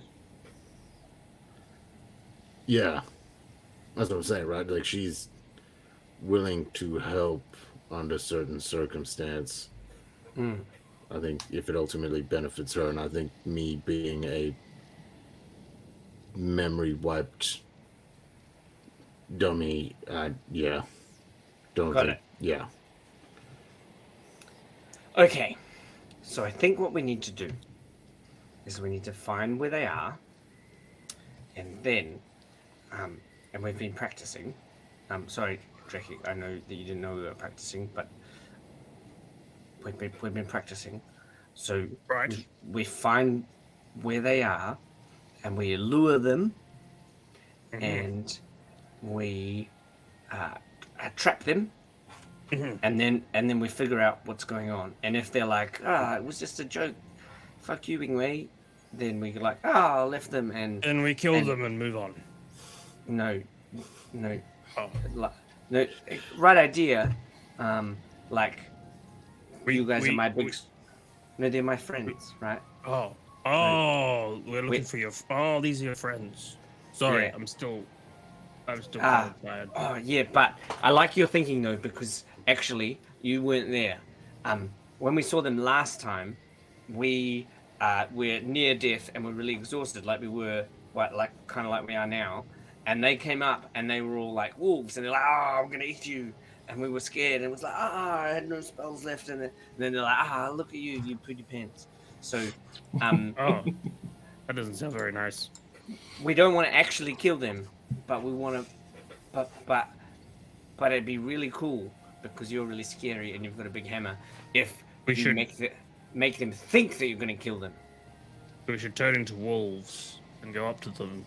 Go, "Oh, No, we're gonna kill you." Turning to wolves, they're not scared of that, but they would be scared of your big lightning hammer and that you're a dragon, lizard, born thing. I don't have a lightning hammer, but I do have this cool sword. Yes, I got And- a and lightning you can- axe, so and you can breathe, and you can breathe smoke. That'd be scary. Can I? You could- I mean, I guess I can. be more like mist for away. you, right? Or unless The thing You is, I don't really spit out fire. Kind of spit out snow in a way. It's cold. Yeah, smoke. Cold smoke, steam, frost. blizzard breath. Blizzard.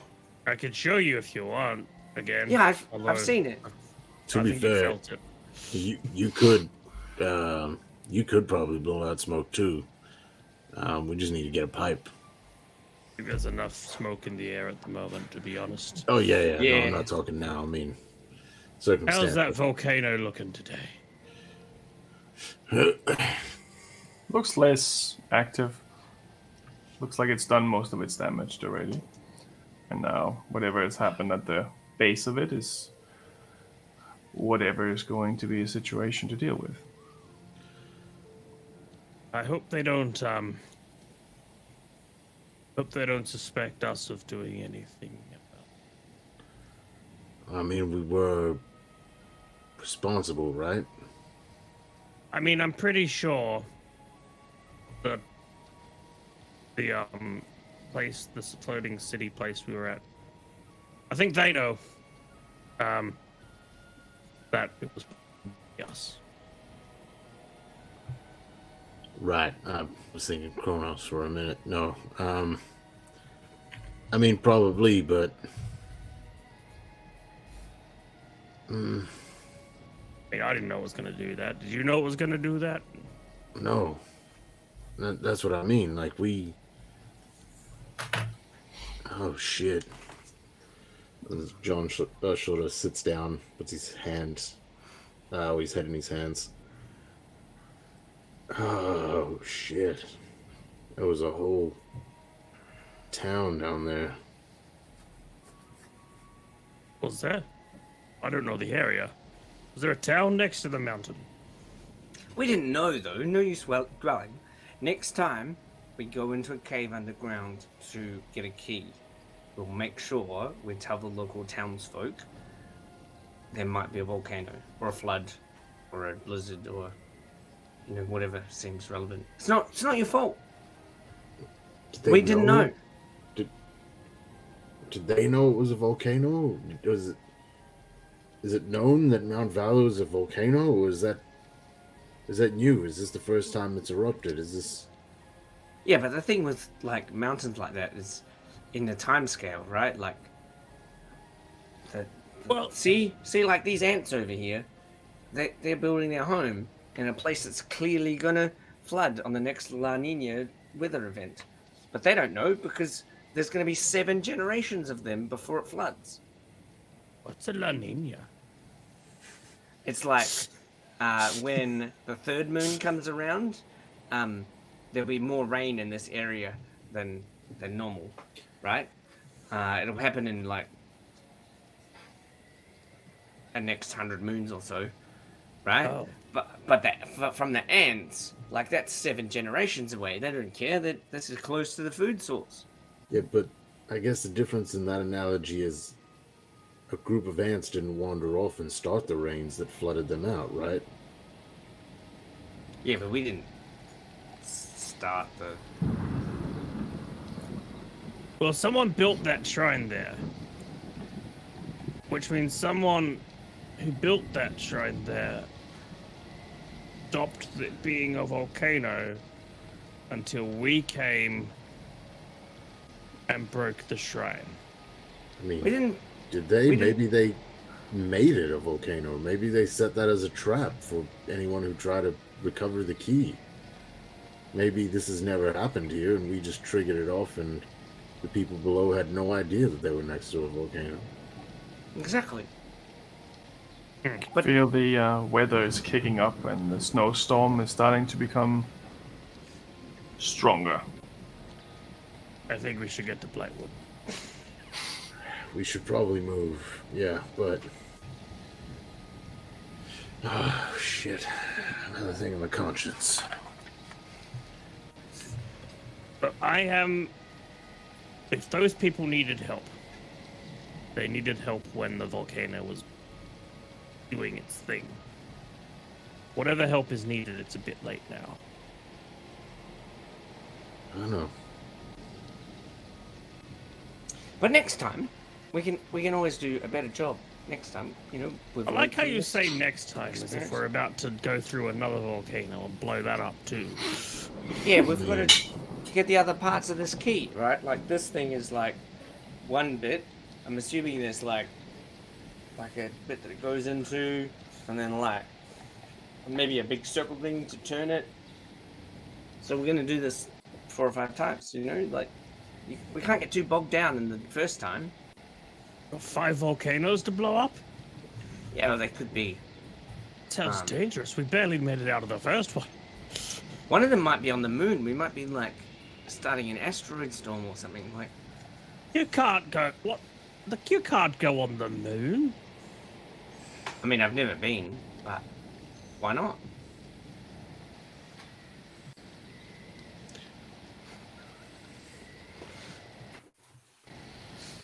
We can't see the moon now. There's too much clouds.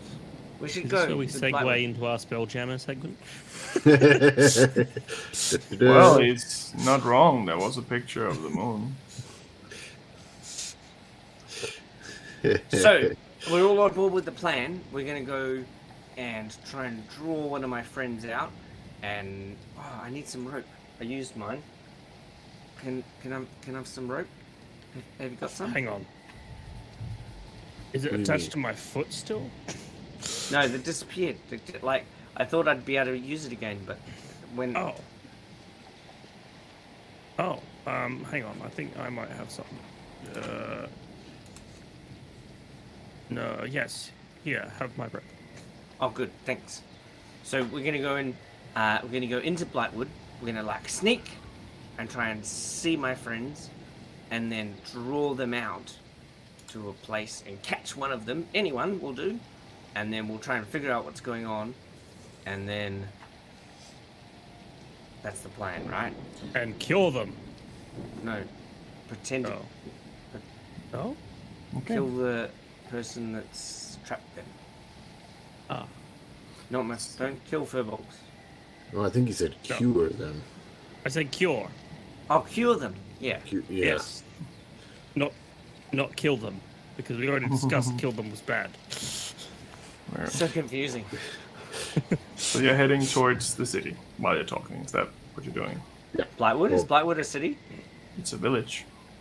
Blackwood Village. So, Yes. like a small city village. Yeah. Village City. Yep. When we're about 10 minutes out. Okay. No, when we're about an hour out, I would like to cast Pass Without a Trace. Okay. You successfully cast Pass Without a Trace. You are all within a certain reach, have plus 10 to your stealth, I believe. And that is perfectly fine. Can you roll me a d20, Angway? 4. Good to know. 4 wolves jump out. Can you also roll me a d6, please? 3. Hurry! Okay. Don't smile. Stop that. As the DM, you are forbidden. I am the one who proclaims. No smiling allowed. Okay. Yeah, you head towards the city. It looks like it's not a busy village. It looks like it's, how should I say? It's more of a smaller, compact village. It seems like most of the buildings are one storage. Like they're not very tall buildings. There's a few things that stands out to you as you approach. I will put the map in our Discord for when you want to have a look. The one thing that does stand out is that there is a lot of little street lights, and they all have this greenish hue to them. It's a little bit like it has a gas light in a sense, but it's definitely a greenish hue that's kind of, how should I say, taking a little bit of attention away from the city itself. Most of the city is just small houses. There's a little doctor, there's a town's guard, a little chip shop. There's a whole bunch of different smaller buildings and houses. It seems to be a farming village of sorts. There is a small wood, like a set of woods behind the cemetery. So there's Blightwood Cemetery, and behind that there is what's called Whitewood, which is it's kind of snowing, and there's also this ash situation going on, but you can also see that there's a lot of fog coming from this forest. Drakik. Okay, you roll me a d20 as well. That with disadvantage? No. Natural 20. Natural 20. Yeah. That could be terrible here. We don't know. That could be really bad. Rocks fall, everybody dies. That's really unfortunate. Rocks literally fell and everybody died. And Sean, can you make me one as well? Yes, sir. 15. Okay. Also, for the people at home, I see how you spelled Whitewood. And Sean, can you roll me a d6 as well? And Drakik as well? A d6? 1. 5. Means I get 5 Tarasks, yeah? That's it. They're your pets. They're your babies now. Tom, can you send that photo on Facebook, because I can't. I can access definitely do Discord that. No problem at all. easily Sorry. without crashing all of the things. Nope, that's all good. Can I say to the folks at home how you did Whitewood? Oh yeah, you can definitely spell that out for people if you want. So just so you know, folks at home, it is spelled Wight. So you know, I'm sure it's fine. Nothing spooky going on there. That's how you spell it, Behind the right? cemetery. Right. So this is what happens. You enter the city, and for the narrative purpose of this, I'm going to, for a moment, take charge. I will explain in a second. You arrive at the city, and you try to find your friends, but you can't quite find them. And eventually you decide to go to the inn. At this time it's roughly around nighttime. You spend most of the day going through this smaller village. You go to bed. Something odd happens. Sean and Ingwe, you go to bed, but there's something off. When you arrive at this inn, the barkeeper knows your name. Barkeeper already knows your name, and you realize your stuff is not on you. It's already in your room. You don't remember putting it there. You don't remember removing it. But it's all good.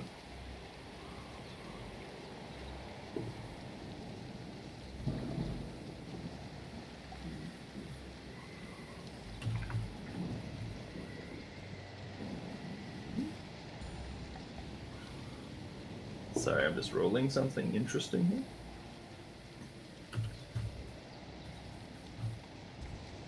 Drekik is immune, please. Drekik, you, however, have no memory of who you are, the fact that you're Dragonborn, or 20 was bad, 20 was bad. So this is the odd part. You kind of don't remember Ingwe.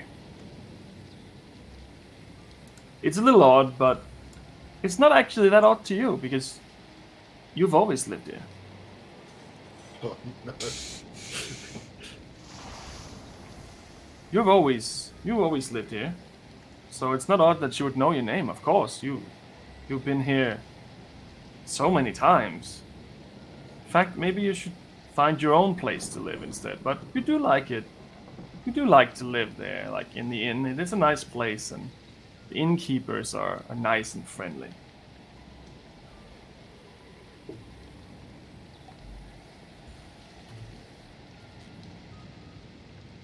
I find it odd.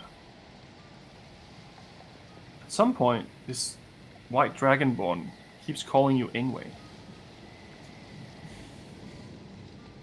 That's not your name. Your name is Jan. Jan Reeves.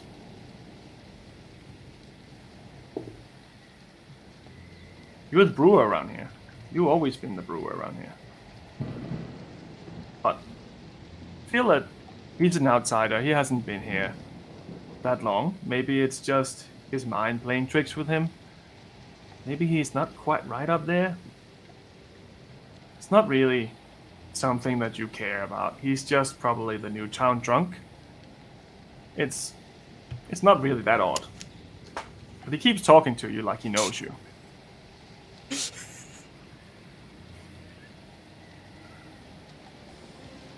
Sean. It's been a while since you came here the first time, and you do like this inn. It is a nice place. You like the staff, you like the wait staff, you like all the people here. You know Jan is a really good brewer, and every now and then you try some of his stuff downstairs in the inn. He's good at making this local stuff.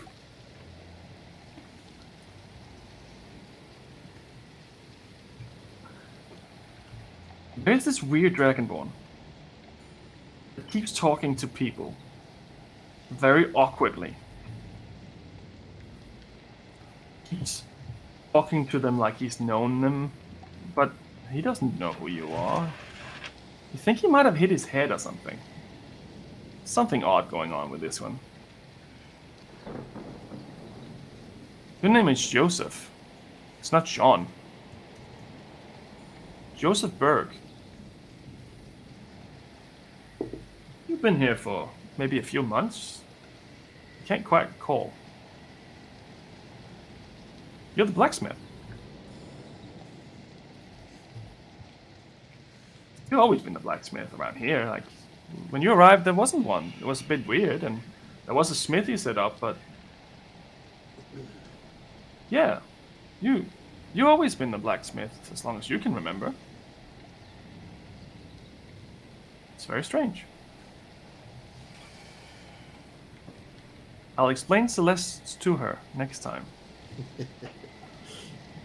Drekik, this is your perspective. Something odd happens when you reach the town. You walk around for a while with the rest of your crew and you try to find these individuals, and at one point you see the female firbolg. And you point it out, but Ingwe just walks away, shakes his head at you. And suddenly you can't see Sean, he's kind of wandered off. You're not entirely sure what is going on in their heads. Trying to work it out. Something is definitely off. They don't react to the names that you know them by. One seems to be calling himself Jan, the other one Joseph. Even Celeste has a different name. They seem to act like they belong here. They seem to act like Sean is the blacksmith? And Ingwe is the brewer? Try to wrap your head around it.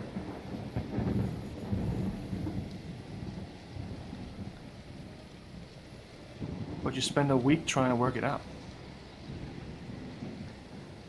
You can't figure it out. You don't know what is going on with them.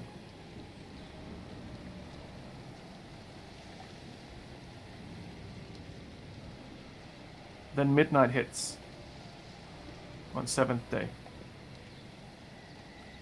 For a moment, Sean remembers who he really is. You wake up standing in what looks to be your own room in this inn. The mirror in front of you completely smashed, and your hand covered in blood. You have no recollection of how you got there. It's nighttime. It could be you just arrived. You're not entirely sure. All your things have been lined up next to your bed, like you've been living here for a week or maybe more. There's smithing tools laid out next to you, next to the table. You don't remember what is going on. Anyway, you experience the same strange sensation of suddenly waking up in your room in the inn. All your items have been laid out like you normally would. You have a brewer's kit set up next to your bed. But you have a very high level of pain on your shoulder.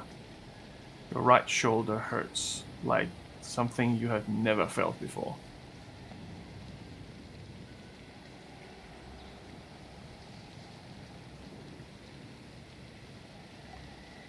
At this point, you're wearing your normal clothes.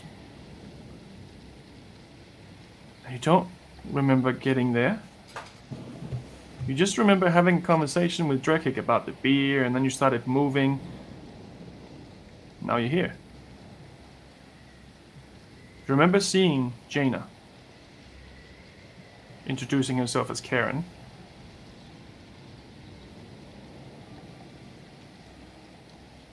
But you don't remember what happened after that. It's very, very odd. The pain keeps hurting. You kind of pull your shirt down, and you have a giant bite mark on your shoulder.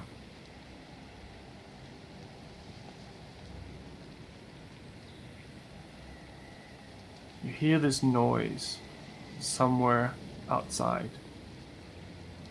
It's like a...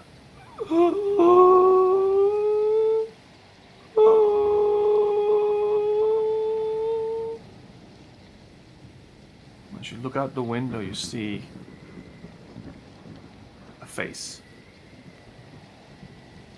A white, pale face.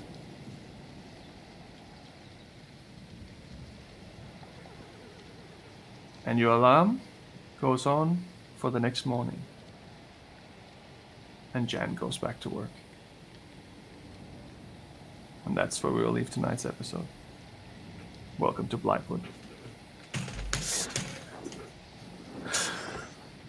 1 year, 1 year, 1 year. Happy birthday, guys. You don't remember who you are. Next week, new That's characters. Trekik's losing his mind right now. Also, just to clarify, did we hear right? A week later, we realized. Cool. I guess I'm not exhausted anymore. You're not. Drakik, you would have tried everything in your power to wake them up. At one point, you probably even tried to slap them. But it did Oh yeah, not work. I would have just straight up cold breathed them at some point. But it just did in jail for not assault. work. All my healing spells, everything. So nope. Oh great, cool. Whole week. Anyway, it's always good to leave on a creepy note. Yes. Just Sure in time is. for the month of September, which is the month before October. Which is the month of the 31st, which is the day of. They've already started selling Halloween stuff at the cheap shop. Yep. Well, I will probably, just for the brevity of this, in case I forget, I have also written down what happens to Celeste. So Celeste's first name is now Sasha. Ooh, lovely. She has always lived here.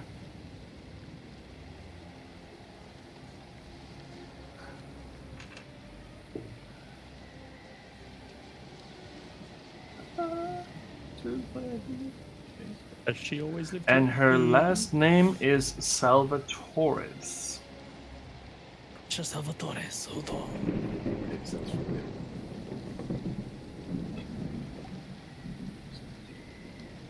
Traditional elf. And she is employed by the city guard.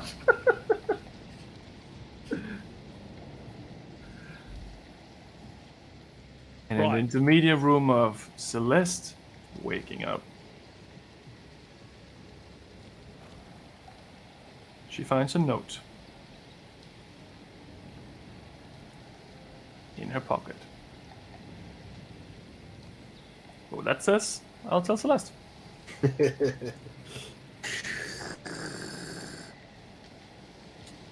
Anyway, this will be an interesting one, I think. It says my milk.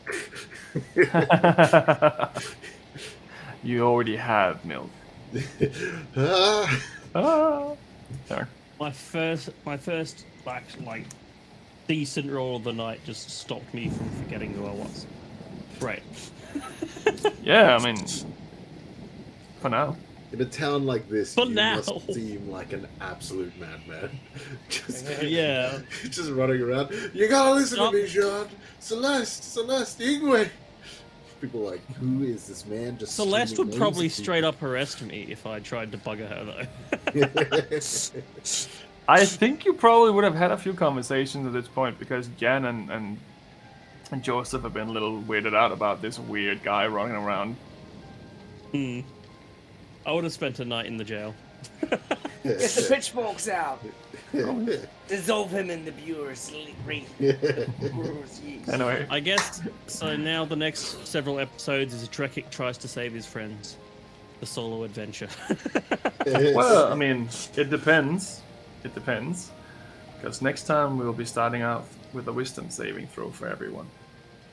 Woo. So, for now, Using let's find someone to raid. Jin stats Yes, that's or right. Ingwe stats. It's still English stats. I Level rolled a one. 17. Ooh. Alright, so let us drop to... Oh, what's going on here? Why is that Level also... me. Why is that so weak? Don't need that to be that big. There we go. For some weird reason. What's going on We here? should totally just raid my sister. I mean, I'm not against these things. He's playing Fall Guys at the moment. Well, definitely not me this time. They're all I at got it. 17, so who got Yeah, the no, most? I got a 3. 11. Aha! Looks like I I choose anyway. somehow moved something around here. That's weird. I don't know what you're talking about. Everything looks fine. It looks fine. It looks fine, Laura. Oh boy. Hello. Oh yeah. We love to see Ingwe's head somewhere over there. Oh, there's What's happened? We're all in the wrong boxes because we forgot who we are. Yeah, it's exactly like what's happening in this story. True. Apparently that did not set up or save when I did it. Interesting. Might have to confirm next time because my guess, based on what I'm seeing there, is what happened was you probably set it up, saved on the other one, and then it's basically gone. This is the camera position from the other screen. Yeah, most likely. Yeah, and so it's just carried that back over. Oh well, Very odd. either way. It worked when you tested it. Anyway, we have a nice little thingy on the side that is not completely working, but that's also cool. That's just how we work. That's okay. We can look into that later. But we can see wonderful people who have subscribed, all the people who are mods, everyone who's been following, and all that. Can I just cool point stuff. out, as the technologically illiterate member of the cast, we had a meeting like 8 months ago where it was like, let's do these cool things, and all the people that were good at the cool things were like, nah, that's real hard to do, and nah, we'll never be able to do that impossible stuff. And then Laura made all the impossible stuff actually happen. Yes, like, exactly. All of the stuff that, like, the stuff that you guys, that we had like 100 ideas, and basically all the ideas that have been achieved tonight have been the things that everyone's been like, nah, that's the hardest to do. Laura's like, and it's I'm all happened the in the last ones. like 2 weeks. It's all happened in like 2 weeks. Last 3 days, really. Yeah, it's been very, very cool, and I cannot thank her enough. Yeah. So good at what she did. Join the Discord and follow us for giveaways. Let us get everyone on the Discord and join our giveaway, and hopefully you can win. Maybe you'll forget who your name is. What your name is. Maybe you'll forget how to speak English. Yeah. There you go. Maybe you'll forget how to speak Dwarvish. That could be a thing too, yeah. Oh, yes. Okay, all right. Let's go raid Morocco's sister. Right, Yeah. Awesome. Okay, that should be ready to go. We're loading up now. Raid. Family fun raid. Yeah. See you, everyone. We're good to go. Woo! 5, 4, 3, 2, 1. Drop a monsters and red ham. Monsters and Raid Ham.